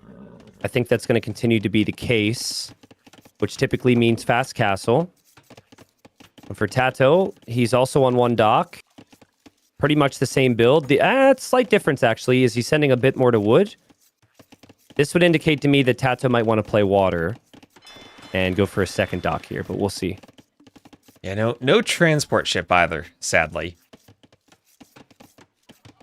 Yeah, no transport. It's a strat. I think the issue with the transport strat, if you go and you attack the back of someone's base, the only option they have to go forward then is to your walls. So, the one time Dark transported to Viper in the group stage, Viper just said, okay, and he went Rams and Monks right on Dark's face, and then it was like Uno reverse. Dark didn't really know what to do about that, so I like the strategy. I think in the Community Cup, which I hopefully viewers sign up for, we have over 300 people signed up at all ELO brackets already. In the Community Cup, I think the transport ship will happen a little bit more, but here, it's just a little dangerous. For the Community Cup, I'm ready to see Persians and transport ships for TC drops on this map. What even happens then? If someone TC drops you, you go to the middle? Yeah, I guess you go to the middle. And then you have your walls, and then maybe they gotta, like, delete their TC, but then come from their own base with more vills and TC drop you again, and, like, you go back and forth to both sides of your walls. I mean, you're giving people ideas right now, so there we go. That'll be some YouTube content for the future. Okay, Viper's on stone, TaToH's on stone. Feels like the fast castle from both of them. Viper and TaToH will both lack the resources to do this perfectly. Unless they've somehow balanced this out. TaToH does have 2 more fishing ships. TaToH might use the market. But they're kind of at the limit with their ecos at the moment. And Viper on stone, so it does look like he'll want a castle and want conquistadors. But TaToH the same thing. So Genbo versus conquistador is what we might see. Okay, but now they should be scouting. And now if Viper does a full pass in front of the wall, now he can see the gold. And he'll know that's the only gold in there. So if you see that, I'm immediately thinking forward castle on TaToH's face. And then TaToH's scout is still in his walls. He's in feudal age now. He will go look and probably do the same thing. And we literally, we're building up towards a castle off, right? Like castle for both in the same area. Let's see what TaToH spots here. That's interesting, though, because if you go, even though you're really close down in the south, most of the resources are in the north. And with all 4 relics there, maybe it's even better to do the castle in the north and secure more of the map than just your opponent's walls, where maybe they get second walls behind it and you can't really push in. I really like the Viper we've seen today. Looking for information, acting on information. Now attacking the gate, showing TaToH, I know you're on stone with the attack signal there. And then for TaToH, now he's looking for information. He's going to see the gold. But Viper's already come to the conclusion. He already understands the situation. And he also sees TaToH's scout there. And now because they're fighting, and maybe they take the risk to fight, TaToH won't actually be able to see the stone. But TaToH's down. He'll take the risk. They're committing. And freaking Viper wins it. I swear he knows a trick to win those. I have no clue how he does it and has done it over the years. But Viper wins the 50-50 coin flip. And now TaToH doesn't know what's coming, which is really bad. That castle can be forward. Bad. That castle can be forward now. Yeah, dude. And now look at TaToH. He builds an outpost. He's like, what are you going to do? Well, what's he even going to do when he sees it, though? Because Viper's Spanish, he'll build it faster. And he'll be up faster. And the only downside is he's sending only 5 vills. Well, but Viper can see what TaToH's doing. He knows TaToH isn't on the gold. He knows his stone villagers are over there. So 5 villagers looks risky, but if you're assessing the situation for what it is in the moment, it's actually always going to go up. And the issue for TaToH, what you would do is you place a defensive castle, but a defensive castle doesn't mean you get access to gold now. So your other option would be to try and castle like outside your walls and on Viper's walls. And instead, he's going to castle there. Interesting. Yeah, I think that's a good castle. You secure the gold in the north. And now, just as he's doing, he walls up. And yeah, he'll lose access to the main gold. But that's it. Oh, yeah. Sorry, the scout is weak. No loom is not a problem. He doesn't need It's been a very long day. I mean, yeah, you're right. It gives you the gold. You have to wall behind so the conquistadors can't get through.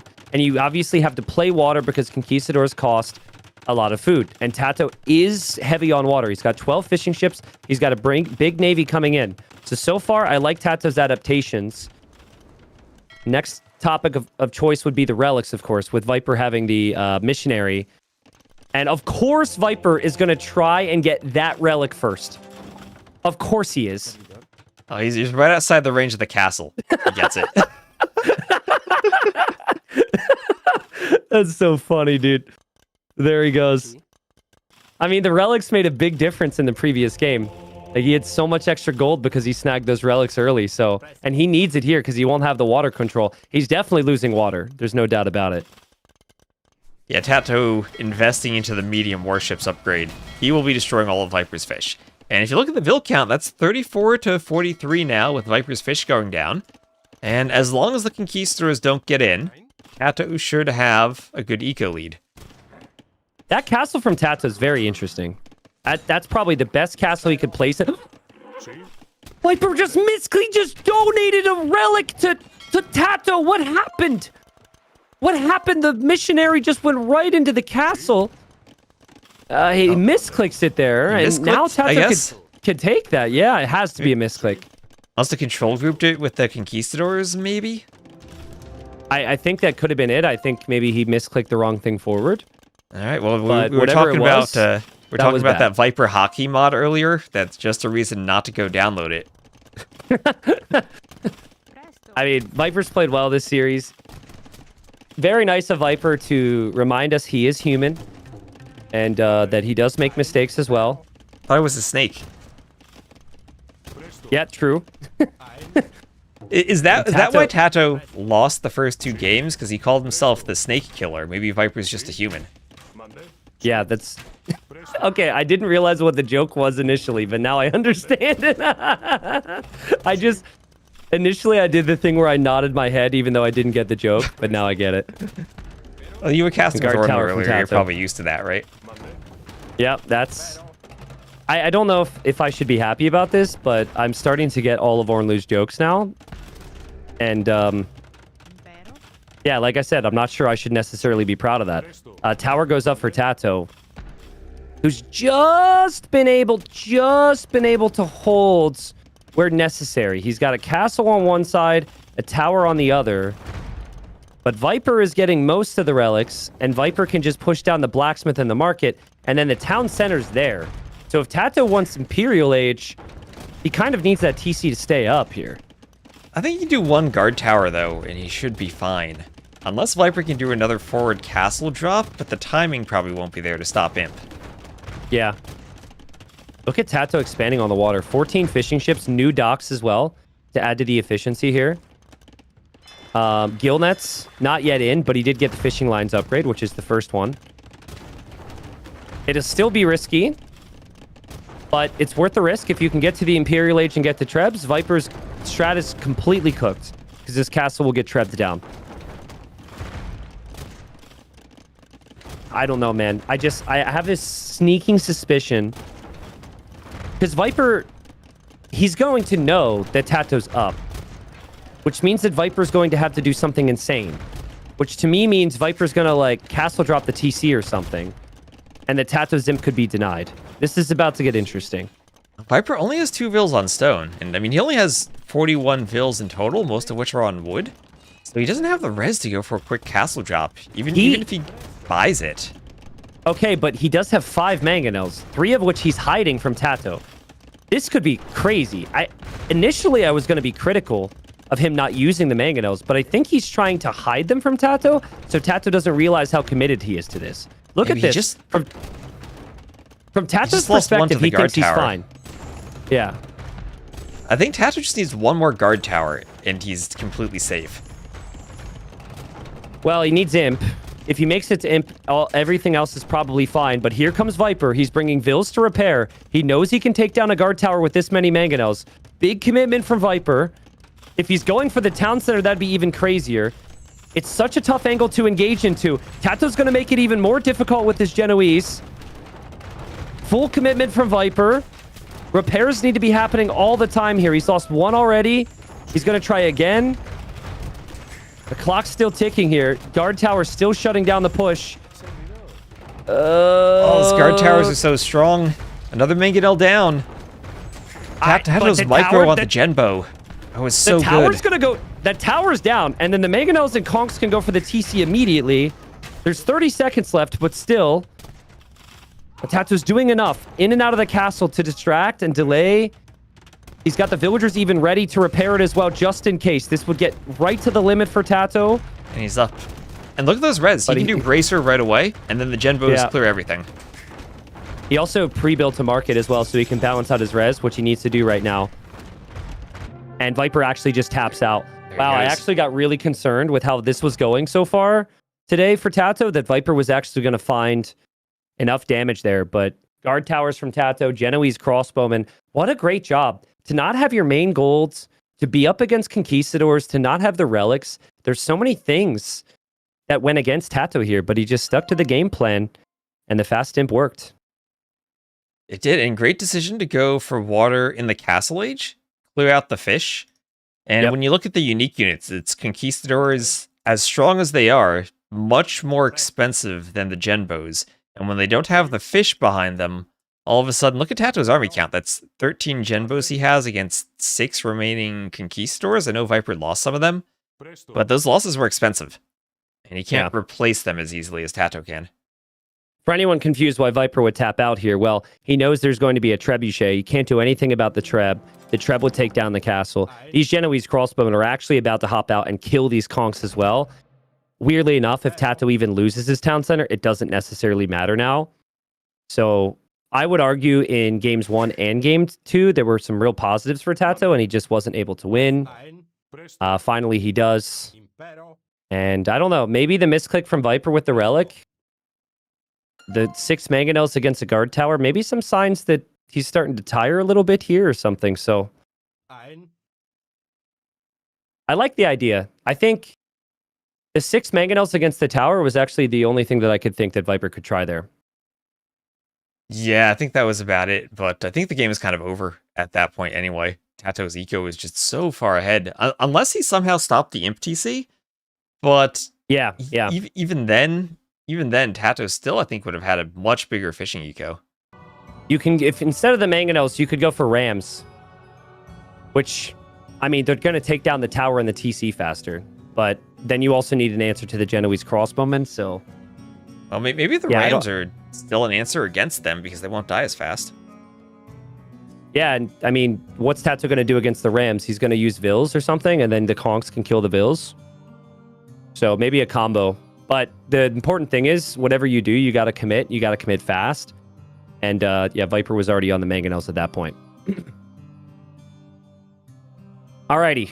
Well, as far as remaining civs go, we'll go through that real quick. TaToH wins with the Italians.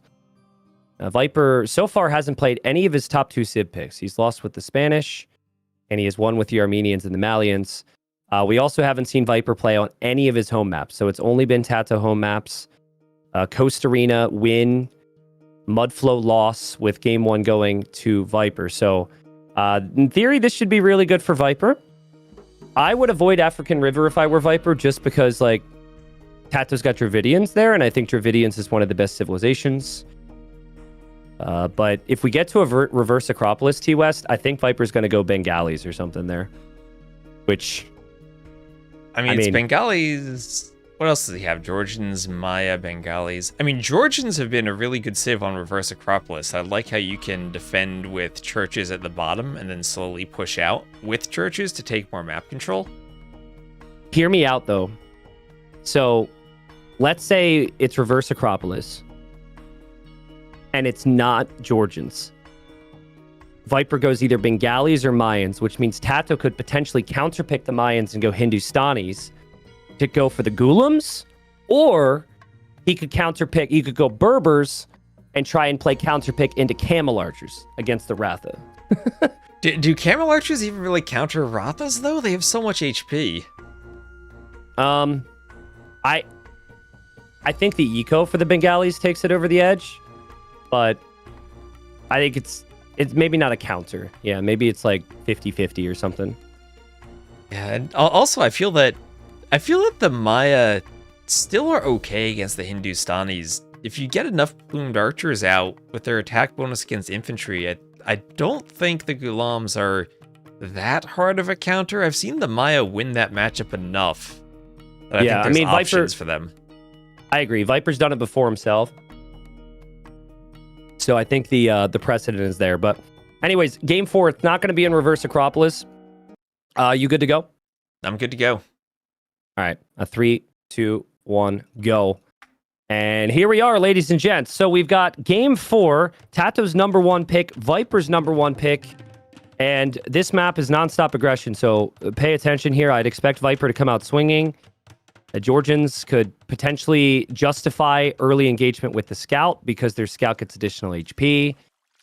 Viper is actually going to steal an ostrich. So that's his form of aggression, but I wasn't expecting Georgians here from Viper, but considering it's his home map, clearly he's got a plan. Dravidians we've seen a lot, though. A good infantry, good water opening, and the civ is great for both. Well, mule carts should be great on this map with those acacia trees. You can run the mule carts away if you get trushed. They're easy to move when you start running out of trees and have to go from one wood line to the other. I think they're Yeah. a pretty smooth civ here. Yeah, also, I think you could dock much earlier than other civs, right? Because the mule cart is free, you could just get villagers on wood right now and then go for the early dock. In fact, TaToH's going to try something I haven't seen yet. I don't know if it's for an early dock or if it's for the early barracks. I guess we've seen the early barracks, but I see TaToH on straggler trees. And false alarm. He was just waiting for a lumber camp spot, and he's decided. Yeah, I mean, Dravidians could maybe go for that early dock since they can skip the house with it. But I think it's still going to be tough to get fishing ships out, and then you will need a lumber camp eventually. I don't think you have the wood to skip it entirely. Yeah, earlier today, Lewis, who's on Viper's team, he went for pure scout opening against Dravidians. He went scouts into skirms. That was with Khmer. I think Georgians can do that as well. So I don't know. They have so many players now. It feels like they've got like, well, they have eight or nine players. So it's hard for me to know like how those strategy sessions go and how much information is shared. But in theory, maybe Viper could try the same thing that Lewis tried earlier. I do like scouts on this map, because even if you wall up on land, there's always something you could hit with the fishing ships that can't be walled, or you get around to a back wood line, you try to find a hole. There are so many opportunities you have for raiding, and Viper's going to see that dock in the Loomless Ville. Yes, he will, but TaToH's pretty good at quick walling himself. Can TaToH save the villager, or is he just going to take the HP against the scout? Will the villager die? It does, but Viper's scout also dies. I think Viper could take that trade, because you know you already have your own dock up, but you won't be able to see what TaToH's doing now. Yeah, and TaToH's scout is full HP, so that scout could still do some counter damage at some point. Viper doesn't have Loom yet himself. I don't know, I always prefer keeping the scout alive than sniping one villager with it. Well, here's how I see it. If it's on a map that doesn't incorporate a dock, then you'd never want to take that trade. But I think if you're denying the dock villager, you'll take the trade. Because now look at the eco count. Viper's got multiple eco lead. It's not just that one vill because he delayed TaToH's dock. So I think he'll take that.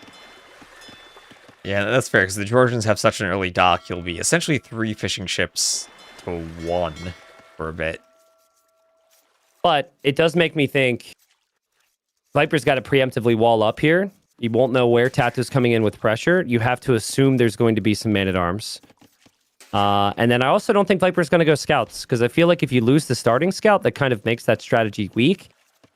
I think you could even make arguments against man-at-arms, because you can't use the starting scout to block now. So honestly, I mean, losing the scout is just never fun. I feel like it's even worse against men-at-arms, because now it's a longer time you have to amass units before you can fight if TaToH does open men-at-arms. Yeah, it does just depends. I think where this really hurts is if you are up against a civ that doesn't always go man-at-arms, because then you're not like prepping for it. But I think against Dravidians, Viper should always be basing his whole game plan around defending it. I will say having the mule carts here and the fact that you can just take the ostrich to your mule carts later on is very nice. I didn't think about that aspect, to be honest. Yeah, that's another good thing about the map. You can avoid doing the mill for a while. As long as you don't catch yourself off guard by not being able to do a market to click up later, skipping the mill can be very nice. In general, we just don't see a lot of farms on this map. There's so much food. Like, you can then place a mill later, and you got 1,000 food from the forage bushes. So typically, we're not seeing farms until Castle Age, which I wasn't expecting. Yeah, we have a couple of maps in the map pool, like Monocle, too, where you have to have a pretty different eco management without farms. Yeah, I mean, it's been a nice mix. I think everyone's always trying to find ways to not take that risk. Not move out and have their villagers exposed. TaToH, unfortunate so far with the scouting, actually somehow missed everything. He'll see the wood line, he'll see the gold, but he misses the barracks, and he misses the archer range. He also missed where Viper's docked as well. So, like, TaToH has the scout, and he also hasn't scouted anything so far. He's also going to be very slow compared to Viper growing up, and by the time this militia get forward and turn into men-at-arms, Viper's already going to have a tower almost up. I am curious though, right? Because this is Viper playing defensive. This is Viper without initiative. And he's taking some risks here. He doesn't have any walls yet. He'll go for the tower now, but no preemptive walls. And TaToH's already here. Man-at-arm upgrade's on the way. Beautiful blocking from TaToH. And TaToH will kill the first villager. Oh, he tried to wall. He tried to wall at the end. Doesn't work. For a second, I was afraid Viper would finish the tower and the Vil would hop in.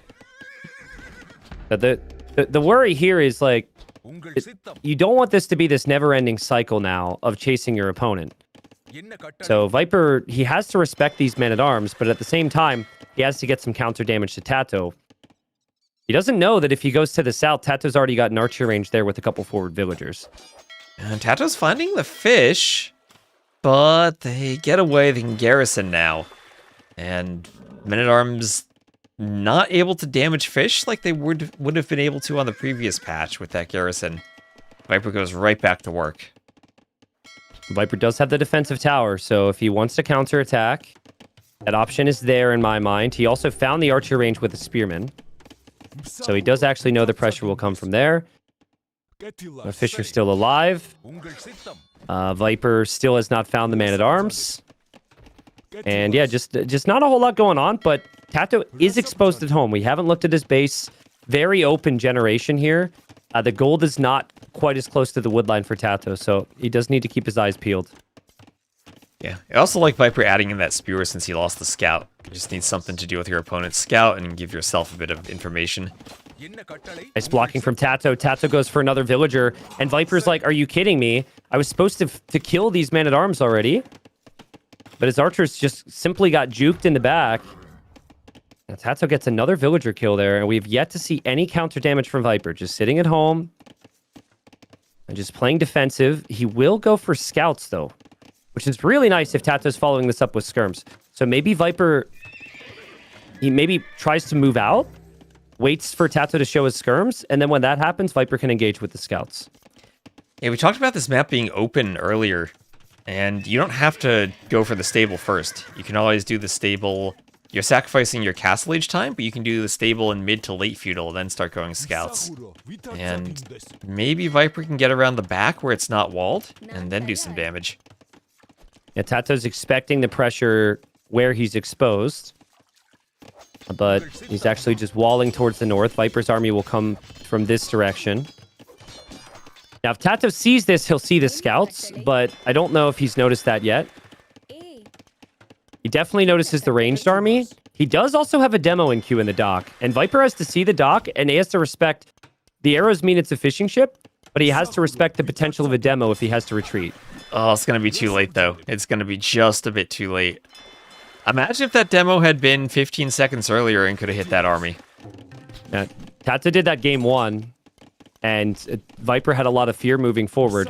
Men-at-arms dead now. And there's not much in this army that can deal with the scouts, so TaToH pulls the villagers. That's still only 2 scouts for Viper, but I like the harassment. TaToH's got a lot of idols. 8 inside the TC. Whole wood line abandoned here. Eco's looking very exposed. And then Viper, he's farming. Viper's taking the ostrich, the gold, the wood. Like, how compact Viper's base is, and the way he's utilized it has been perfect. Yeah, 1 tower and a couple of mule carts defends everything. It's very subtle, but you can put those mule carts on just the right tiles you need to keep them under the towers. And that keeps the Vil safer. That counterattack did a lot here for Viper. Now Viper's controlling the game. Now TaToH has to chase and respect armies. The scouts are in on the market. TaToH didn't have an army there yet. I think part of this for TaToH too is his archer range is forward. So he can't really use it defensively all that easily. Viper trades down the scout. Viper's other army's looping around. TaToH still has he's another demo. So TaToH's got 2 demos now, just hoping that he can get some value from them. But the demos don't help him on land. And he's still trying to get that market up. And Viper will click up. And TaToH's resources aren't looking great to click up. Viper's ranged army is sneakily running away. And in cast late, Viper could go for a lot of different things. And TaToH! Here's the demo. Here's the demo. I mean, that's not bad. Okay. West. It's for this patch. For this patch, we'll take it. Yeah. I mean, TaToH needed to clear out some of Viper's army here so Viper doesn't scale well. Viper's going to go skirms, so losing some of the ranged units there will hurt. Gonna go skirms, but also doing bloodlines. Is this maybe a potential for Georgian cav archers if he's doing bloodlines and still adding skirms? I mean, I think it's okay, but I think you really want knights here, right? Like your opponent's wide open, and you want to get damage in as quickly as possible in early castle age. I feel like cav archers take a little bit too long to wait. So like 1 or 2 knights into a base like this. Again, like Viper's been able to build up his base very compact. The mule carts have obviously helped the efficiency here. And TaToH is... He could wall, but his base is very much open at the moment. And no defensive towers for TaToH either to save himself. His stones are also in somewhat awkward locations, where if he does a tower, it's hard to mine stone afterwards. Yeah, I mean, I think the fact that Viper has a mule cart, first off, as Viper throws away a scout there. And I think Viper's base, very easy game to play compared to TaToH. It's definitely a little bit more compact, and he's got the benefit of the Civ. But at the same time, I think TaToH has kind of struggled with the game plan here, because he went for the forward archer ranges. He went to multiple wood lines. No towers or anything like that. So I think TaToH is just hoping he can get the military upgrades. And if he can get the military upgrades here in Castle Age, get ballistics at least, and then start to control the map. But market defense there. He's 30 seconds away from Castle Age, but this is where Viper will have elite skirm, and he's got knights coming through. So critical timing for Viper. There's a hole there, and TaToH knew it was a problem at the last second, and Viper is through. He's in. He has the knights. He has the elite skirms. There's nothing TaToH can do to fight this in feudal. And even when he gets castle, he'll need to wait for upgrades. To be honest, he could have gone underneath the TC because there's no villagers around the town center either. So the opportunity was going to be there regardless. Viper uses the knights in early castle, snipes a bunch of vills. TaToH apparently has some lag there too. But TaToH is... He's one more big loss away from this game falling apart for him. And not the time you want to have lag. But he needs to clear this right now. And I think he does. Elite skirm still not in, just in now. The knights there, the skirms can deal with the crossbows. With Dravidian faster firing skirms, I think you've got just enough to hold it, and now TaToH can breathe. But I'm seeing idols underneath the town center. I'm seeing knights running around from Viper. I'm seeing a much more efficient eco for Viper. And I think we're also seeing relics come in from Viper already. Yeah, he's got the first relic into the church. That's the advantage of doing the early church, right? Now, not only does it boost your eco, but it encourages you to go get the relics. You don't need to go out of your way in your build for the relics like you would for other civs. I love it from Viper. He sees TaToH's base wide open. His base is really well defended with the tower and the mule carts. He'll drop more churches to defend some resources. And it also adds to the efficiency with the Georgians. And he's also added the siege. So Ram to take down the archer range.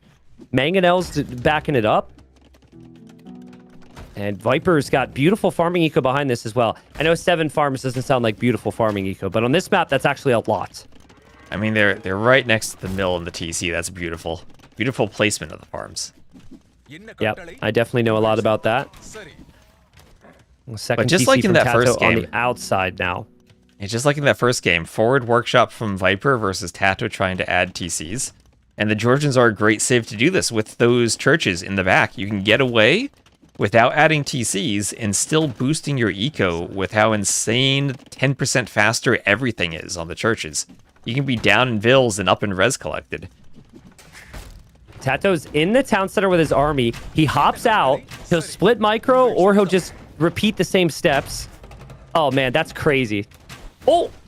Okay, decent shot from Viper, but well played from TaToH there. And he is just going to sit back for the time being and wait for his own siege. 2 town centers for him, about to be 2 town centers for Viper. Yeah, and look at what Viper did with the skirms in that fight by the TC. He kept the skirms forward while TaToH was jumping in and out and focused on the mangonel, and he killed like 4 or 5 crossbows. It's interesting, we've seen so little on water. It's like both players have forgotten about it. I guess it makes sense when there's so much aggression happening on land.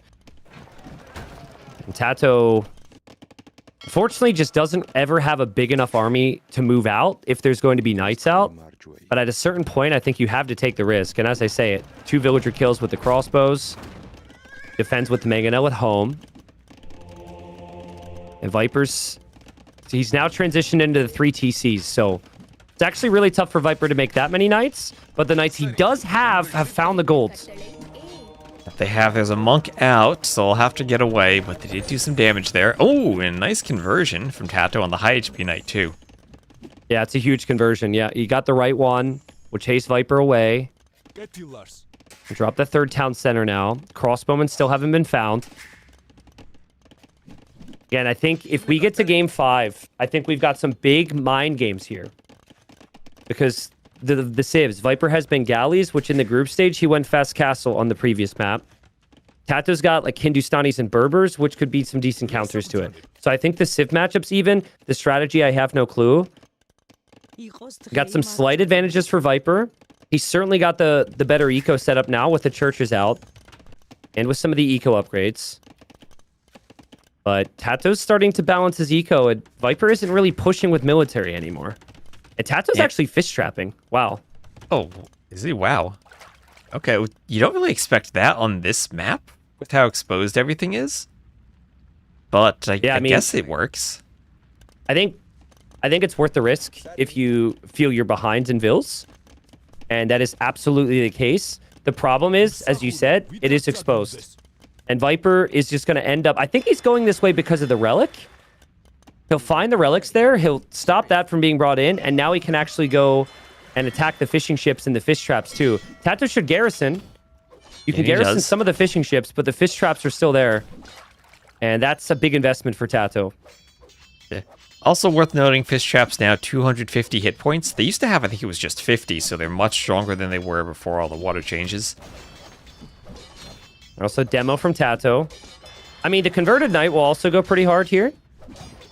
The issue for TaToH is he doesn't have a lot of his working on food at the moment. And it's all about the push for TaToH now. He's got to recover against Viper. I think there's been a lot of focus on the outsides from both of them.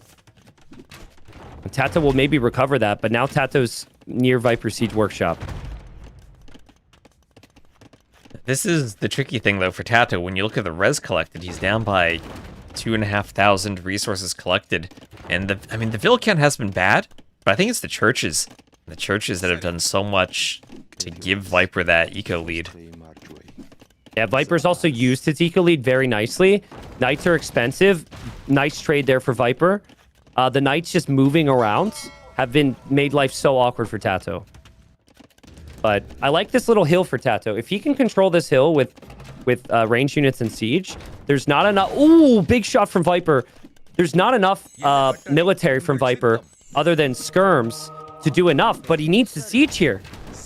If he doesn't have the siege, the skirms and the mangonels from Viper can do it. And then if he takes down the monks, the knights can actually come in as well. Oh he gets my a God. shot of the skirms too, and that's it. That is it. Wow. Viper does it. TaToH gets one win, but Viper looked really good that set. Yeah, what I liked from Viper is he played through military, right? Game 1, full on YOLO 1 TC. Game 2, he went for big numbers as well. In this game, ended up getting a big economic lead, but it was only after he applied constant pressure to TaToH. TaToH, I don't know what he would have said to Viper. I'm sure they had a conversation, but TaToH was probably like, man, dude, like, why'd you have to get 3rd place in the group? I feel bad for TaToH to face Viper in the round of 12 like this, but obviously the competition just gets better and better as you go into the playoffs. And Viper will move on to the quarterfinals. To the quarterfinals where he will face Hera.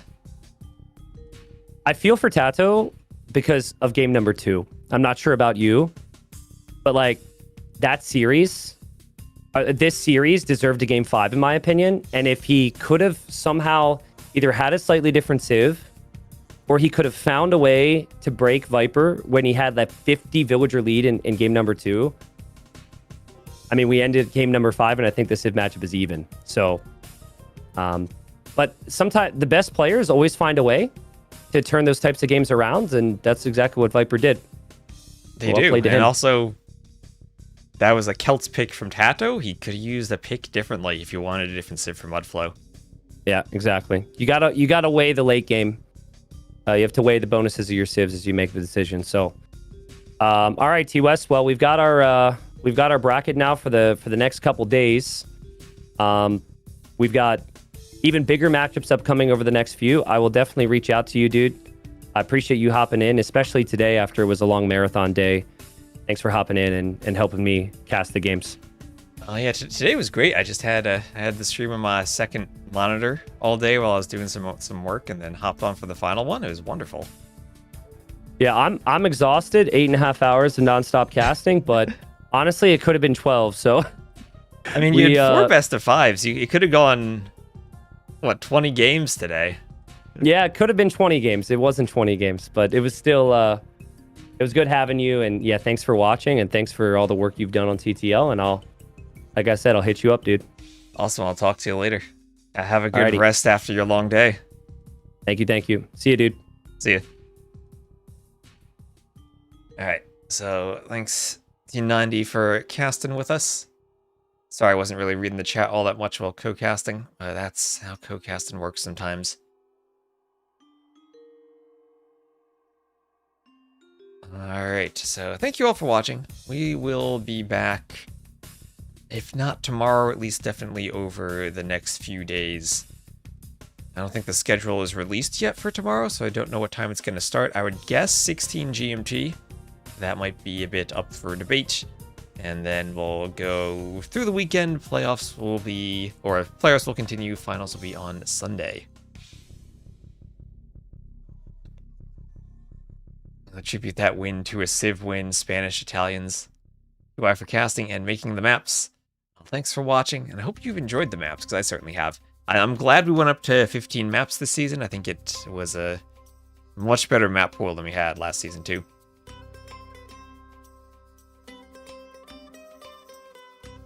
Didn't realize TTL was live. I hadn't had you live in the sub feed. Well, thanks for watching, especially on YouTube. Glad that people enjoy watching on YouTube, too. Still have the land map showcase between me and Orlando to catch up to. Oh, nice. Yes.